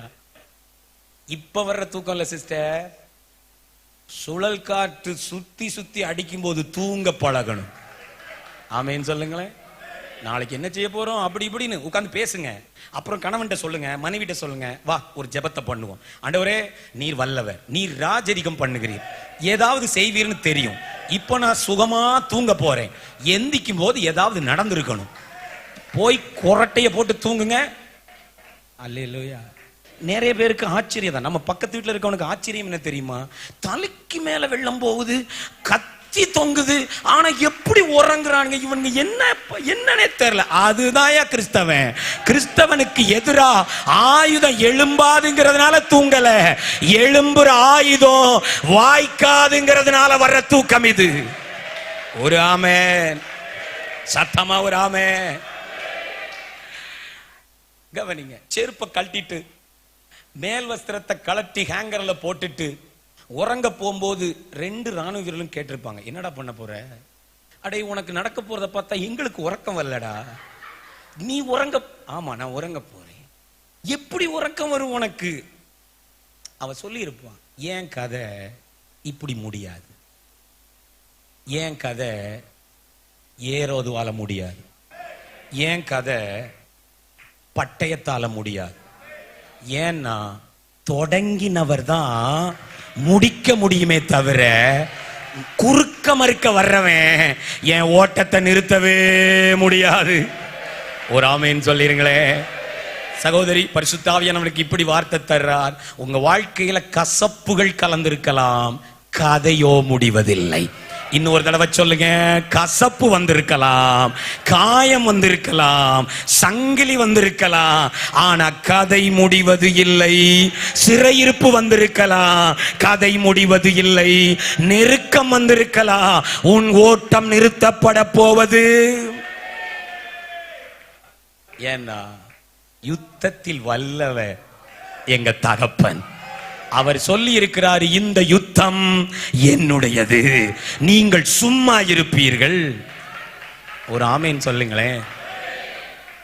சாத்தான 2 விதத்துல நாம எதிர்த்து நிக்கலாம். ஒன்னு, முழிச்சிருந்து, ஓ சந்தரபா ஏசுவின் ரத்தஞ்சயம் வந்து வாரு வாக்கலாம், இப்படி ஒண்ணு. இதையும் நம்ம நிறைய செய்யறோம். இன்னொன்னு என்ன தெரியுமா, நல்லா உறங்கிட்டு அவன் வந்து இப்படி தட்டும் போது இப்படி இப்படி முடிச்சுப்பாது, நீயா சரி அப்படின்னு நீங்க படுத்துட்டீங்களேன், அத மாதிரி ஒரு வெக்கம் அவனுக்கு கிடையவே கிடையாதுங்க. யோசிச்சு பாருங்களேன். அப்படி ஒரு தந்திரத்தோட தட்டி எழுப்புனா அரக்கண்ணை போட்டு பார்த்துட்டு நீதானா அப்படி சொல்லி பாருங்க ஒரு தடவை. அவன் நினைச்சுக்குவான், ஆஹா இவனை ஜெயிக்கவே கொஞ்சம் கூடவா பயம் இல்ல. எதுக்கு பயப்படணும்? ஏன் கதையை முடிக்க உன்னால முடியாது இல்ல. ஏன்னா எழுதத் தொடங்கினவர் அவர். இது என் கதையின் நடுப்பக்கம், இது என் கதையின் நடுப்பக்கம், இந்த சிறை என் கதையின் நடுப்பக்கம். முடிவை என் தகப்பன் எழுதுவார், அது மகிமையான முடிவு. சத்தமௌராமே, சத்தமௌராமே. இங்கேயும் இந்த குடும்பங்களுக்கு எதிராய், ஊழியத்துக்கு எதிராய் எழும்புகிற ஏரோதுவுக்கு தேவ மனிதனாய் நான் சொல்லுகிறேன், ஏரோதுவே, ஒரு இடிமுழக்கத்தை நீ நிறுத்திவிட்டதால் இந்த பாறையையும் உடைத்து விடலாம் என்று எண்ணாதே. பாறையை காக்க முழங்கால் வீரர்கள் எழும்பி இருக்கிறார்கள். இப்போது தரப்பட்டிருக்கிற தகப்பனை காக்க, வேலி அடைக்க ஜெபிக்கும் வீரர்கள் எழும்பி இருக்கிறார்கள். அசைக்கவே முடியாது. ஒரு amen. Number 3, deliverance of the church. வசனம் 7 முதல் 10 வரைக்கும் நாம் கவனிப்போம் என்றால், அப்பொழுது கர்த்தருடைய தூதன் அங்கே வந்து, கவனியுங்கள், பரலோகத்தால் திறக்க முடியாத, பரலோகத்தால் உடைக்க முடியாத ஒரு சிறையை நரகத்தால் கட்டவே முடியாது. புரியல பத்தியில? திருக்குறள் சொன்னா எப்படி பாஸ்டர் புரியும்? அதுக்கு தான் எழுதணும்னு சொன்னேன். குறிப்பு எடுத்துக்கோங்க, குறிப்பு எடுக்காதவங்க என்னை திரும்ப கவனிங்க. பரலோகத்தால உடைக்க முடியாத சிறை ஒன்றை நரகத்தால கட்டவே முடியாது. அவன் எவ்வளவு உயரமா கட்டினாலும், எவ்வளவு அகலமா கட்டினாலும் பரலோகம் அதை உடைச்சித்தான் ஆகும். ஒரு ஆமேன்னு சொல்ல மாட்டீங்களே? அல்லேலூயா, சத்தமா ஒரு அல்லேலூயா. நிறைய பேர் இப்படி உட்கார்ந்துருக்காங்க, உடைக்கட்டும் திறக்கட்டும். கர்த்தாவே ஸ்தோத்திரம், ஆண்டவர் உங்களுக்கு தம்முடைய வார்த்தைகளை அனுப்பி தருவாராக. கவனிங்க, அந்த வசனத்தில் இப்படி இருக்கு, கர்த்தருடைய தூதன் அங்கே வந்து நின்றான். ஏப்பா, உனக்கு உள்ள வர்றதுக்கு ப்ரொசீஜர்லாம் கிடையாதா? பரலோகத்துக்கு ப்ரொசீஜரே கிடையாது. இயேசுவின் நாமத்தில் ஒரு ஆமேன் சொல்லுங்களேன். புரோட்டோகால் உண்டு இல்ல? ஜெயிலில் ஒருத்தரை பார்க்க போனா புரோட்டோகால் உண்டா? யாராவது போயிருக்கீங்கன்னா உங்களுக்கு தெரியும். நான் போனதில்லை, சொல்லுவாங்க. அண்ணா பின்னாடி ஐயா போயிருக்காங்க. ஒரு புரோட்டோகால் இருக்கு இல்லையா? எழுதி கொடுக்கணும், எவ்வளவு நேரம், எதுக்கு, நோக்கம் என்ன, நீங்க யாரு, இதெல்லாம் எழுதி கொடுத்து காத்திருக்கணும், பெர்மிஷன் வரணும். இங்க ஒருத்தனை பாருங்களேன், சடக்குன்னு உள்ள போய் நிக்கிறான். ஏன்னா இங்க கவனிங்க, உங்கள் விடுதலைக்கு எதிரான விதிமுறைகளை எல்லாம் பரலோக இயேசுவின் நாமத்தில் உடைக்கும். கையை தட்டி பெற்றுக்கொள்ளுங்க. யாருக்கு இந்த தீர்க்க தரிசனம் தெரியல, திரும்பவும் சொல்றேன். உங்களுக்கு எதிரான சில விதிமுறைகள் அரசாங்கம் போட்டிருக்கலாம், நகராட்சி போட்டிருக்கலாம், பஞ்சாயத்து போட்டிருக்கலாம், ஊர் போட்டிருக்கலாம், பரலோகம் அதை உடைக்கும். உங்களுக்கு விடுதலை தேவை என்றால் புரோட்டோகால் உடையும், சட்டதிட்டம் உடையும். கர்த்தர் அதை செய்வாராக. ஒரு அல்லேலூயா சொல்லிருங்க. அறையிலே வெளிச்சம் பிரகாசித்தது. நான் வசனத்துக்கு வர்றேன், கவனிங்க. 7ஆம் வசனம். அவன் பேதுருவை விலாவிலே தட்டி, என்ன சொன்னான்? விலாவிலே தட்டி, நல்லா சொல்லுங்க, என்னவா? எப்படி எழுந்துரு? பக்கத்துல திரும்பி பார்த்து சொல்லுங்க. உங்க விடுதலையில உங்களுக்கு அவசரம் இருக்கோ இல்லையோ, தேவனுக்கு அவசரம் இருக்கு. பிரதர், விடுதலை ஆக வேண்டிய ஆள் உறங்கிட்டு இருக்கு. விடுதலை பண்றவர் சீக்கிரம் சீக்கிரம் சீக்கிரம் எழுந்துறப்பா அப்படின்றாரு. இன்னைக்கு சொல்லட்டும், உங்க விடுதலையில உங்களுக்கு இருக்கும் தீவிரத்தை விட பரலோகத்திற்கு ஒரு பெரிய தீவிரம் இருக்கிறது. அதனால சொல்றேன், இன்றைக்கு ஒரு விடுதலை வந்தே தீரும். இந்த மாதம் ஒரு விடுதலை வந்தே தீரும். இந்த வருஷம் முடிவதற்குள் நீங்க எதிர்பாராத வேகத்துல தீவிரமாய் செய்கிற கர்த்தர் ஒரு விடுதலையை தருவாராக.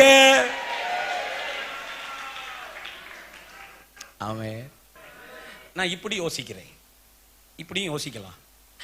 சீக்கிரமா எழுந்துருன்னு சொன்னதுல ஒரு அர்த்தம் இருக்கும். என்ன தெரியுங்களா? பீட்டருக்கு, பேதுருவுக்கு கொஞ்ச நேரம் ஆச்சுன்னா ஜெயிலே பழகிரும். எதுக்கையா விடுதலை? 3 நேரம் சோறு போடுறாங்க, நல்லா உறங்க விடுதாங்க, தூக்கமும் வெளியே வருதோ இல்லையோ நல்லா வருது. அப்படி பழகிடப்படாதுங்க. இயேசுவின் நாமத்தில் நான் சொல்லட்டும், உங்க சிறையிருப்பிலேயே நீங்க பழகிறதுக்கு முன்னாடி, அடிமைத்தனத்துல பழகிறதுக்கு முன்னாடி, சில பாவ பழக்கத்துல பழகிறதுக்கு முன்னாடி, சில தவறான உறவுல பழகிறதுக்கு முன்னாடி, நீங்க அதை சகிச்சுக்கிட்டு இருக்க பழகிறதுக்கு முன்னாடி கர்த்தர் உங்களை விடுதலை ஆக்குவாராக. ஒரு ஆமென். இனி ஒவ்வொரு வார்த்தையா படிக்க போறோம், 10ஆம் வசனம் வரைக்கும். வாங்க என் கூட. உடனே சங்கிலிகள் அவன் கையில் இருந்து. இதே மாதிரி ஒரு அற்புதம் அப்போஸ்தலர் 16 நடந்திருக்கு. பவுலுக்கும் சீலாவுக்கும். நன்றிமா இல்லையா? அது சத்தமுள்ள விடுதலை. எல்லாம் சொல்லுங்க, என்ன விடுதலை? சிறைச்சாலையின் கதவுகள் அசைந்தது, எல்லா கட்டுகளும் அப்படி கடகடமுடனே சத்தம். இங்க பாத்தீங்கன்னா சத்தம் இல்லாத விடுதலை. நான் இப்படி சொல்லட்டும், 10 மாதங்களாய் சத்தமுள்ள விடுதலை அனுபவித்த நீங்கள் இந்த 10ஆம் மாதத்துல ஒரு சத்தமில்லாத விடுதலை அனுபவிப்பீர்களாக. நடந்ததே தெரியாம ஒரு விடுதலை பிரதர், சுகம் ஆனதே தெரியாத ஒரு சுகம், அற்புதம் நடந்ததே தெரியாத அளவு ஒரு அற்புதம். கையை தட்டி ஆமேன் சொல்லுங்க. ஆமேன். தேவன் ஒரு வெளிப்பாட்டை தருவார் என்றால் பெற்றுக்கொள்ளுங்க இயேசுவின் நாமத்தில். எப்ப நடந்ததுனே தெரியாம ஒரு விடுதலை நடப்பதாக. 8ஆம் வசனம். 8ஆம் வசனம் எல்லாரும் சேர்ந்து படிப்போமா? 10 நிமிஷம் தான் எனக்கு டைம் இருக்கு. 8ஆம் வசனம் என் கூட வேகப்படுத்துங்க. தூதன் அவனை நோக்கி, பெல்ட் மாட்டப்பா, உன் பாதரட்சையை தொடுத்துக்கொள். அல்லேலூயா. இருங்க இருங்க, விடுவிக்க வர்றவன் இப்படியா விடுவிப்பான்? வாடா ஓடிடலாம். இவர் எப்படி தெரியுமில்ல? ஒன்னு டைம் போடு, பெல்ட்டை மாட்டு, ஷூவை போடு. ஏன் போடணும்? ஏன்னா உன்னைய கொண்டு போய் நான் வெளியே விட்டுட்டு போறதில்ல, நீ நீண்ட தூரத்திற்கு ஒரு தரிசனத்திற்காக ஆயத்தமாக போகிறாய். ஒரு அல்லேலூயா சொல்லுங்க. இங்க இருக்கிற சிலருக்கு பரிசுத்த ஆவியின் துணை கொண்டு சொல்லுகிறேன், உங்க வாழ்க்கையின் எல்லா கதவுகள் வழியாய் கர்த்தர் உங்களை நடத்த போகிறார். உங்க வாழ்க்கையில் பூட்டப்பட்ட எல்லா கதவுகள் வழியாக கர்த்தர் உங்களை நடத்த போகிறார். ஏன் இந்த இடைக்கட்டு தெரியுமா? ஏன் பாதரட்சை தெரியுமா? ஏன் சபைக்கு இத்தனை நாட்கள் ஆயத்தம் தெரியுமா? ஏன் இப்படிப்பட்ட சத்தியங்கள் தெரியுமா? ஏன் இப்படிப்பட்ட ஜெபங்கள் தெரியுமா? கர்த்தர் சொல்லுகிறார், அநேக கதவுகள் வழியாக நான் சபையை நடத்தி செல்ல போகிறேன். ஒரு 30 வினாடி கைத்தட்டி ஸ்தோத்திரம் பண்ணுங்க. அநேக கதவுகள் வழியாய் ரபா கபா தி ரபா. இந்த 10 10 மாசமா ஏன் இத்தனை ஆயத்தம், ஏன் இத்தனை உபவாசம், ஏன் இவ்வளவு ஆழமான சத்தியம்? கர்த்தருடைய ஆவியானவர் தீர்க்க தரிசனமாய் சொல்லுகிறார், அநேக கதவுகள் வழியாய் நீ நடக்க வேண்டி இருக்கிறது. இனிமேல் அறையை கட்டு, பாதரட்சியை தொடுத்துக்கொள். I am going to lead you in many gates. ஒரு அல்லேலூயா. ஆமென். உன் வஸ்திரத்தை போர்த்து கொண்டு என் பின்னே வா என்றான். 9ஆம் வசனம் பாருங்க, 9ஆம் வசனம். ஆமென். அந்தப்படியே அவன் புறப்பட்டு அவனுக்கு பின் சென்று, பரிசுத்த ஆவியானவரே நன்றி அப்பா, தூதனால் செய்யப்பட்டது மெய் என்று அறியாமல் கர்த்தர் நமக்கு பெரிய காரியங்களை செய்தார். நாம் சீயோனின் சிறையிருப்பை கர்த்தர் திருப்பும் போது சொப்பனம் காண்கிறவள் போல இருந்தோம். இன்னைக்கு நான் சொல்லட்டும், கர்த்தர் உங்களை விடுவிப்பது கனவா நனவான்னு நினைக்கிற அளவுக்கு தரிசனம் பார்ப்பது போன்ற ஒரு விடுதலை சபைக்கு கட்டளையிடப்படுவதாக. 10ஆம் வசனம். அவர்கள் முதலாம் காவலையும்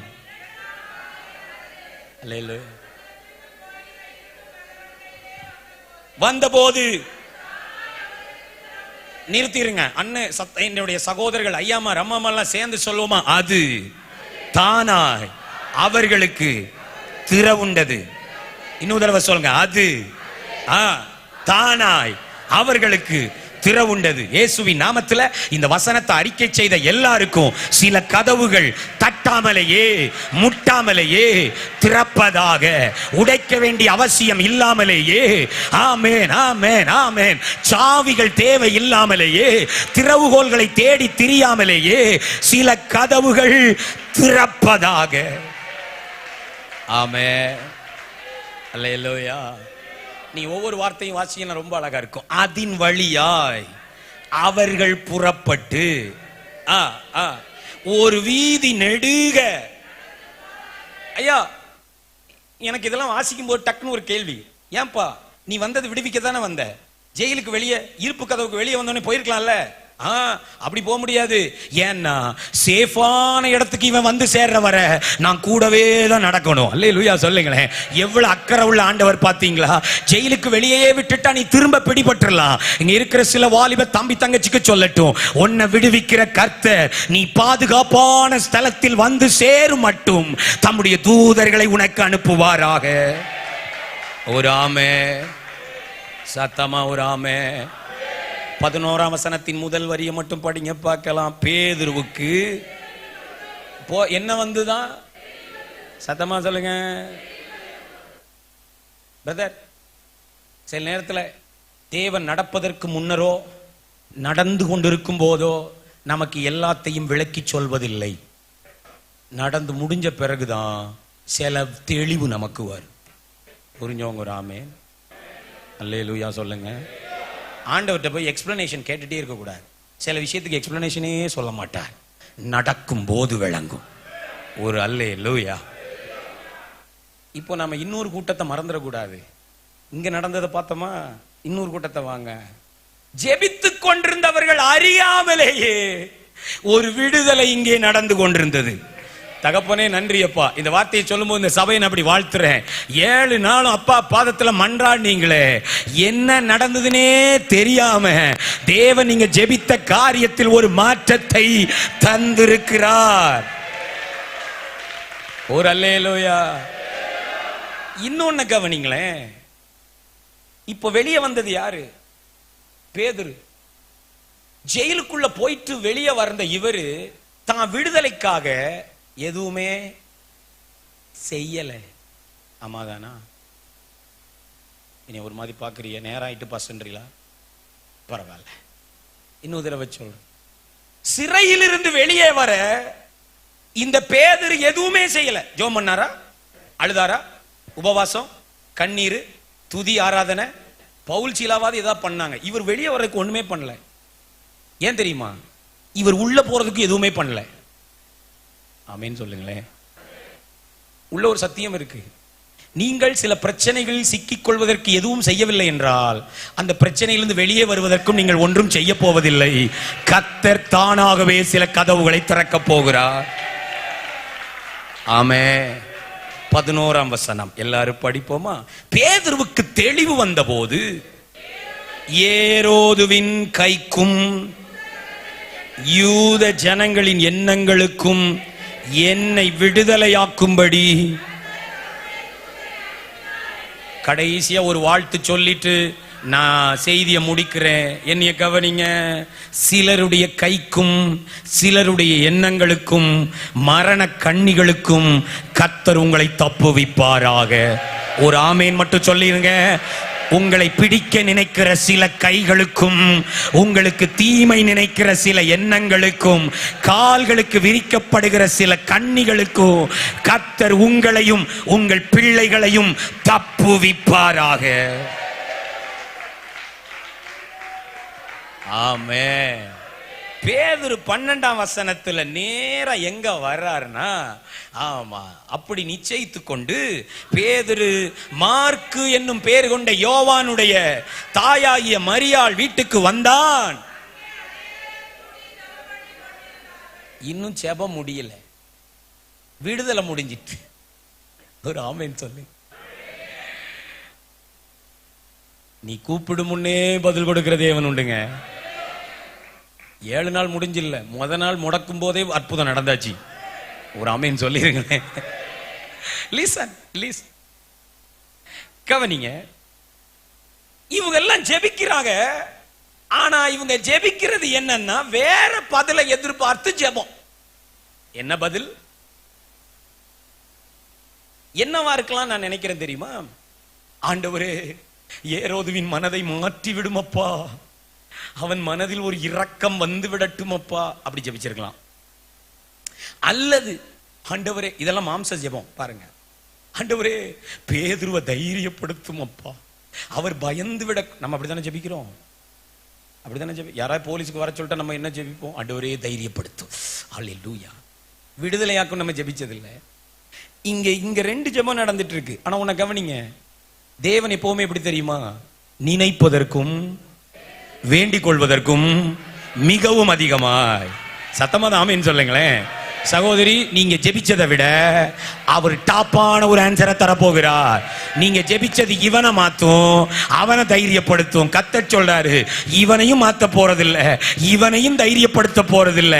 ஓம் வேண்டிக் கொள்வதற்கும் நீ நினைத்ததற்கும் மிகவும் அதிகமாய் ஒரு விடுதலையை நான் உனக்கு தரப்போகிறேன். ஹல்லேலூயா. சத்தமா ஒரு அல்லேலூயா. இங்க எனக்கு ஒரு கேள்வி. விசுவாசம் உள்ள ஜெபம் தானே கேட்கப்படும். இங்க பாருங்கன்னா விசுவாசம் அவ்விசுவாசமும் இருக்கு. ஆண்டவரே விடுதலை வருமா தெரியல, தைரியமாவது படுத்துங்க. ஆனா ஒண்ணு தெரியுமா உங்களுக்கு? ஜெபம் அதிகமானால் அவ்விசுவாசத்தையே விழுங்கி விட்டு ஒரு அற்புதம் செய்யும். ஆண்டவருக்கு ஸ்தோத்திரம். இந்த வார்த்தை திடீர்னு வருது. ஆவியானவர் நல்லவர். இந்த பிரசங்க பீடத்துல தேவன் நதி போல வார்த்தையை தருகிறார். இன்னொரு தடவை சொல்றேன், உங்க ஜெபத்துல கொஞ்சம் தடுமாற்றம் இருக்கலாம் பிரதர். ஆண்டவரே ஜெபிக்கிறேன் ஆனா நடக்குமா தெரியல. நீங்க ஜெபத்தை அதிகமாக்குங்க. ஜெபம் அதிகமானா அவ்விசுவாசத்தை விழுங்கிக்கிட்டு ஒரு அற்புதத்தை உங்களுக்கு செய்யும். கையை தட்டி ஒரு ஆமென் சொல்லிருங்களே. ஹல்லேலூயா. சத்தமா ஹல்லேலூயா. ஆமென். வசனம் 14 - 16 வரை. இப்ப 13க்கு வாங்க. பேதுரு வாசல் கதவை தட்டின போது, இப்பதான் கவனிக்கணும், செய்தியின் தலைப்புல கொண்டு நம்ம முடிக்கணும். என்னை கவனிங்க. நம்ம செய்ய வேண்டிய அடுத்த வேலை, 7 நாள் ஜெபம் முடிஞ்சிட்டு நம்ம ஆவிக்குரியவங்கிட்ட இருக்கிற பெரிய பிரச்சனை ஜெபத்தோடைய எல்லாத்தையும் விட்டுறது. ஜெபம் பண்ணிட்டேன், இனிமே யார் பாத்துக்குவா? இப்போ இனிமேதான் வேலை இருக்கு. அதனால நல்லா படிங்க. 13 பேதுரு வாசற்பதவை தட்டின போது ரோதை என்னும் பேர் கொண்ட ஒரு பெண் ஒட்டு கேட்க வந்தாள். இந்த அம்மாவுக்கு ஜெபத்திலையும் ஓட்டக்கண், அவளுக்கு மட்டும் சத்தம் கேட்குது. ஒட்டு கேட்க வந்தாள். கதைக்கு வந்துருங்க, 5 நிமிஷம் தான் இருக்கு. 14 அவள் பேதுருவின் சத்தத்தை அறிந்து சந்தோஷத்தினால் கதவை திறவாமல் உள்ளே ஓடி.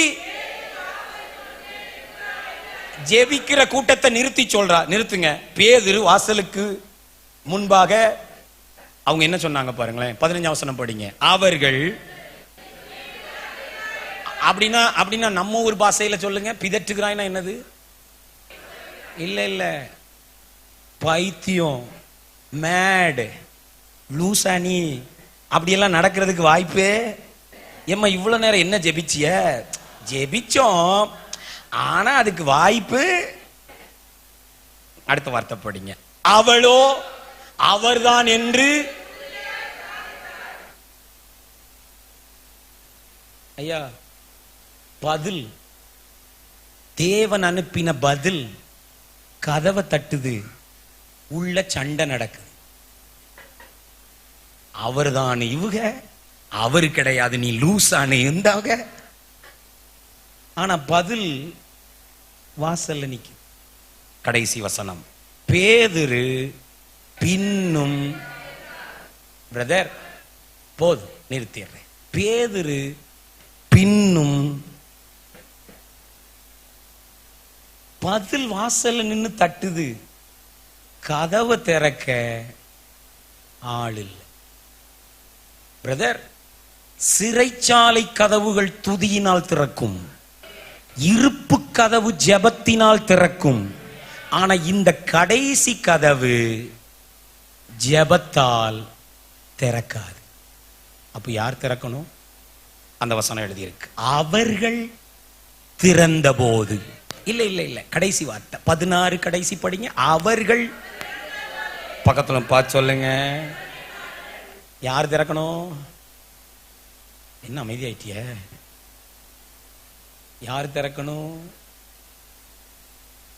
எல்லா கதவையும் ஜெபம் திறந்தது. முதலாம் காவல், இரண்டாம் காவல், இருப்பு கதவு தானாய் தானாய் தானாய். ஆனா இந்த கடைசி கதவுல வந்து மனுஷன் தட்டிட்டே இருக்கிறான். ஆமென். இன்னைக்கும் அநேகருடைய பதில்கள் கடைசி கதவை தட்டிட்டு இருக்கு. ஆண்டவர் சொல்றாரு, ஜெபத்தால நடக்க வேண்டியதெல்லாம் நடந்தாச்சு, விசுவாசத்தால நடக்க வேண்டியதெல்லாம் நடந்தாச்சு, தூதனை கொண்டு நடக்க வேண்டியதெல்லாம் நடந்தாச்சு. ஆமீன் சொல்ல மாட்டாங்க. இப்ப சண்டையை நிறுத்திட்டு போய் கதவை திறங்க, வாக்குவாதத்தை நிறுத்திட்டு கதவை திறங்க. அது என்ன பாஸ்டர்? கடைசி கதவு. ஜெபம் அநேக கதவுகளை திறக்கும். ஆனால் இந்த கடைசி கதவையோ, இந்த கிரியையின் கதவையோ, இந்த கீழ்ப்படிதலின் கதவையோ நீங்க தான் திறக்கணும். ஒரு ஆள்மேன் சொல்லலையே, ஆண்டவரே எங்க தேசத்திற்கு எழுப்புதலை தாரும் அப்பா. ஆண்டவர் சொல்றார், கதவு திறக்கிறது. இங்க சண்டை, எழுப்புதல் வரலையே. கர்த்தர் சொல்றாரு, கடைசி கதவு நீ தான் திறக்கணும். என்ன ஆண்டவரே செய்யணும்?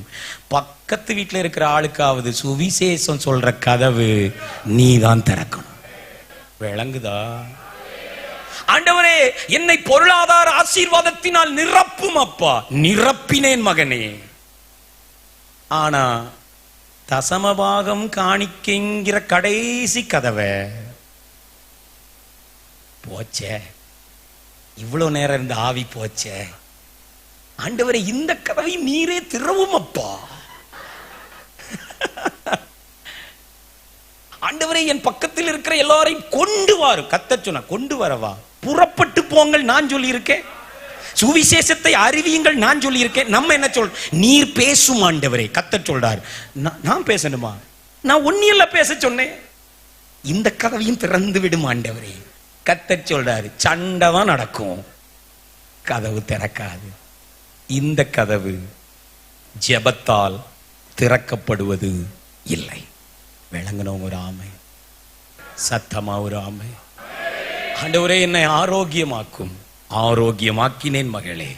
ஆனால் மன்னிப்புங்கிற கதவை நீ தான் திறக்கணும். வைராக்கியத்தை வச்சுட்டு, மன்னியாமைய வச்சுட்டு, கசப்பை வச்சுட்டு, கோபத்தை வச்சுட்டு, இன்னும் சில பாவத்தை வச்சுட்டு, இன்னும் கீழ்ப்படியாமைய வச்சுட்டு, ஆண்டவரே இந்த கதவையும் திறப்பீரா? கர்த்தர் சொல்றார், இல்லை. இந்த கதவு ஜெபத்தால் அல்ல, கிரியையினால் திறப்பதாக. சத்தமாதான் ஒரு ஆமேன்னு சொல்லிருங்களேன். இந்த கதவு எப்போதான் திறக்கணும்? கிரியையினால திறக்கணும். ஒரு அல்லேலூயா சத்தமா சொல்லுங்க. ஆண்டவர் சுகமாக்கின எல்லாரையும் பார்த்திருக்கீங்களா? ஆண்டவர் சுகமாக்கின எல்லாருக்கும் அவர் சொல்லுவார், நீ எழுந்து நட, என்னை தூக்கி விடும் ஆண்டவரே. அந்த கதவு நான் திறக்க முடியாது. விளங்குனவங்க ராமே. அல்லேலூயா. சத்தமா ஒரு அல்லேலூயா. ஜெபத்துக்கு பின்னாடி தான் நிறைய வேலை இருக்கு brother. If you want to see a miracle, நீங்கள் ஒரு அற்புதத்தை பார்க்க விரும்புறீங்களா, ஒரு பெரிய விடுதலையை பார்க்க விரும்புறீங்களா, தேவன் சொல்லுகிறார், ஜெபம் திறக்காத இந்த கதவை உன் கிரியையினால் திறந்து பார், கீழ்ப்படிதலினால் திறந்து பார், வசனத்தின்படி நடப்பதால் திறந்து பார், விட்டு கொடுப்பதால் திறந்து பார், கர்த்தருக்கு கொடுப்பதால் திறந்து பார், ஆத்துமாதாயம் செய்வதால் திறந்து பார், அல்லேலூயா, ஆராதிப்பதால் திறந்து பார், சிலரை மன்னிப்பதால் திறந்து பார், திறந்து பார். ஒரு பிரமிப்புண்டாக்குகிற பதில் வாசலுக்கு வெளியே நிற்கிறது. இந்த கடைசி தீர்க்க தரிசனத்தோடு நான் செய்தியை நிறுத்துகிறேன். கிரியை செய்து சில கதவுகளை திறந்து பார். உன்னை பிரமிக்க வைக்கிற ஒரு அற்புதம் வாசல் படியில் நிற்கிறது. கைகளை தட்டி ஒரு 10 வினாடி ஸ்தோத்திரம் பண்ணுங்க பார்க்கலாம். சத்தமாய் ரபா தரபா. ஆமென். பரிசுத்த ஆவியானவர் சபைக்கு இன்னைக்கு சொல்லுகிறார், ஆமென். நீ கேட்கிற சத்தம் போதாது, நீ ஜெபிக்கிறது மாத்திரம் போதாது, மகிழ்வது மாத்திரம் போதாது. கிரியை செய் சபையே, கிரியை செய், கிரியை செய். நான் உனக்கு சொன்னதை செய். ஒரு அற்புதம் காத்து கொண்டு நிற்கிறது. ஹல்லேலூயா, ஹல்லேலூயா, ஹல்லேலூயா. பரிசுத்த ஆவியானவருக்கு மகிமை உண்டாவதாக. இந்த முழு திருச்சபைக்கும் தேவனுடைய ஊழியக்காரனாய் சொல்லி நான் முடிக்கிறேன். அநேக அற்புதங்கள் கதவுக்கு வெளியே நிக்குதுங்க. அநேக அற்புதங்கள் நம்ம ஜெபத்தினால கிடைச்ச அநேக அற்புதங்கள் சபையை சுத்தி நிக்குது. நான் சொல்லட்டுமா, நீங்கள் கேட்ட ஆயிரக்கணக்கான ஆத்துமாக்கள் சபைக்கு வெளியே நிற்கிறார்கள். நீங்கள் கேட்ட அற்புத அடையாளங்கள் சபைக்கு வெளியே நிக்குது. இப்போ திறக்க வேண்டிய ஒரே ஒரு கதவு தான். அது என்ன? சுவிசேஷ பாரம். அது என்ன? ஆத்தும ஆதாயம். அது என்ன? நற்கிரியைகளை செய்தல். அது என்ன? சிலரை மன்னித்தல். அது என்ன? வசனத்திற்கு கீழ்ப்படிதல். ஹல்லேலூயா, ஹல்லேலூயா, ஹல்லேலூயா. ஜெபம் செய்ய வேண்டியதெல்லாம் செய்து விட்டது. தேவன் செய்ய வேண்டியதெல்லாம் செய்து விட்டார். தூதர்கள் செய்ய வேண்டியதெல்லாம் செய்து விட்டார்கள். இப்போது யாருடைய வேலை? ஜெபித்தவர்களின் வேலை. சத்தமா உராமே. இப்போ சாவி உங்க கையில. நம்ம இவ்வளவு நேரம் ஆண்டவர்கிட்ட சொன்னோம், ஆண்டவரே திறங்கப்பா. இவ்வளவு நேரம் சொன்னோம், ஆண்டவரே கதவை திறங்கப்பா, ஆண்டவரே திறவுகோலை காண்பீங்கப்பா. கர்த்தர் இன்னைக்கு கடைசியா சொல்றார், இப்போ கதவை திறக்கும் பொறுப்பு உன்னுடையது. அது என்ன கதவு எனக்கு சொல்ல நேரமில்லை. இவ்வளவு நேரம் கொஞ்சம் சொன்னேன். ஆனா ஆண்டவர் உங்களுக்கு தேவ மனிதர் மூலமாய் நிறைய தடவை பேசி இருக்கிறார். கீழ்ப்படிதலின் கதவு. நம்ம அதை அலட்சியம் பண்றோம். இதுக்கும் அதுக்கும் என்ன பாஸ்டர் சம்பந்தம்? நான் இவங்களை மன்னிக்கிறதுக்கும் ஏன் உடல் சுகமாறதுக்கும் என்ன சம்பந்தம்? இல்ல சிஸ்டர், இந்த சுகமாக்குதலுக்கு அதுதான் கதவு. அல்லேலூயா சொல்லுங்களேன். நான் இவ்வளவு பெரிய தேசத்தை ரட்சிக்க முடியுமா? அதுக்கு அதுதான் கதவு. ஒரு 10 பேரை சந்தித்து உங்களால் இயேசுவை அறிவிக்க முடியும் என்றால் இந்த தேசம் ரட்சிக்கப்படுவதற்கு அதுதான் கதவு. விளங்குறவங்க ராமே. எழும்பி நிற்போமா, எழும்பி நிற்போமா. ஹல்லேலூயா. பரிசுத்த ஆவியானவர் நமக்கு தருகிற வார்த்தைகளுக்கு அர்ப்பணிக்க போகிறோம். ஆண்டவரே, நீர் எனக்காக திறந்திருக்கிற மகிமையின் கதவுகளுக்காக நன்றி அப்பா. ஹல்லேலூயா. கரெக்டா 60 வினாடி ஐயா கையில நான் தர்றதுக்கு முன்னாடி எல்லார் கண்ணும் மூடி இருக்கணும். தேவையில்லாமல் ஒருவரும் இங்கே அங்கே ஊழியர்களை தவிர, பொறுப்பானவர்களை தவிர மற்ற யாரும் நடமாட வேண்டாம். எல்லார் கண்ணும் மூடி இருக்கணும். சரியா? ஒரு நிமிஷம் தான் கேட்கிறேன். ஒரு நிமிஷம். குட்டி பிள்ளைங்க, வாலிப தம்பி தங்கச்சிங்க, பின்னாடி இருக்கிற தாய் தகப்பன்மார் எல்லார் கண்ணு மூடி. ஆண்டவர் உங்கள்கிட்ட பேசினாரா? ஆமா பேசினார்னா நீங்க அவர்கிட்ட இப்போ பேச வேண்டிய நேரம். ஒரு 60 வினாடி கைகளை உயர்த்தியோ, கைகளை குவித்தோ, கைகளை அசைத்தோ ஆண்டவருக்கு ரெஸ்பாண்ட் பண்ணுங்க. ஆண்டவரே, இந்த காரியத்துல என்ன உணர்த்துறீங்கப்பா. நான் கிரியையில தான் குறைவா இருக்கிறேன் ஆண்டவரே. ஹல்லேலூயா. கேளுங்க, அற்புதங்கள் திரளா இருக்குது. எனக்கு வெளியே பதில் வந்து கதவை தட்டிட்டு இருக்குது. ஆனா நான் தானே திறக்கல. அந்த கீழ்ப்படிதலின் கதவை நான் திறக்கலையே. அந்த மன்னிப்பின் கதவை நான் திறக்கலையே. தேவன் உங்களுக்கு என்ன சொல்றாரோ அதை சொல்லி ஜெபிங்க. கர்த்தர் ரொம்ப நாளா சொல்லிட்டு இருக்கிறார், இதுதான் மகனே, இதுதான் சாவி, இதுதான் உனக்கான திறவுகோல். இது நடந்துட்டுனா பிரமிப்பான அற்புதங்களை நீ காண்பாய். ஷபலா தரபா ரீகா துனியாந்தரா. இன்னும் 30 செகண்ட்ஸ் இருக்கு. உங்க சத்தம் மெல்லமா எழும்பட்டும் பார்க்கலாம். மெல்லமா மெல்லமா மெல்லமா. அநேகர் ஜெபிக்கிறத பார்க்கிறேன். எல்லாரும் ஜெபிக்கணும், எல்லாரும் ஜெபிக்கணும். ஆண்டவர் உங்களோட பேசின அந்த குறிப்பை வச்சு ஜெபிங்க. இது தற்காலிகமானது. இந்த சிறையிருப்பு தற்காலிகம், இந்த சங்கிலிகள் தற்காலிகம். ரிமா கதலியாந்தரபா ரினாதாரியாந்தரோ ஷியாந்தலபரியாந்தலா ரிகத்தனியாந்தரபௌதியானதரா. ஜெபிங்க ஜெபிங்க வாலிப தம்பிமார் ஜெபிங்க. நல்ல கைகளை உயர்த்தி ஜெபிங்க. இன்னும் 20 செகண்ட்ஸ், ஒரு 20 வினாடி ஜெபிங்க. ஆண்டவரே என்ன ஒப்பு கொடுக்கிறேன்னு சொல்லுங்க. அந்த கடைசி கதவை, கீழ்ப்படிதலின் கதவை, நற்கிரியையின் கதவை திறக்க நான் என்ன ஒப்பு கொடுக்கிறேன். ஆண்டவரே இனியும் காத்துட்டு இருக்க மாட்டேன், இனியும் வாக்குவாதம் பண்ணிட்டு இருக்க மாட்டேன், இனியும் நம்பாம இருக்க மாட்டேன், இனியும் இனியும் இனியும் சண்டை கொண்டிருக்க மாட்டேன், இனியும் தேவையற்ற பேச்சுக்களுக்கு நான் இடம் தர மாட்டேன். நான் கிரியையில் காண்பிக்க விரும்புகிறேன். இதுவரைக்கும் சொன்னதும் செய்து ஆண்டவரே பேசியதும் போதும். I am going to work Lord. ஆண்டவரே இந்த அற்புதத்திற்காக நான் கிரியை செய்ய போகிறேன். ஆத்தும பெருக்கத்திற்காக நான் கிரியை செய்ய போகிறேன். ஒப்பு கொடுக்கிறவங்க கரங்களை உயர்த்தி அடிமே கடைசி 10 வினாடி ஒப்பு கொடுத்து ஜெபிங்க. ஆண்டவரே இந்த கடைசி கதவை திறக்க என் கரங்களை தருகிறேன்.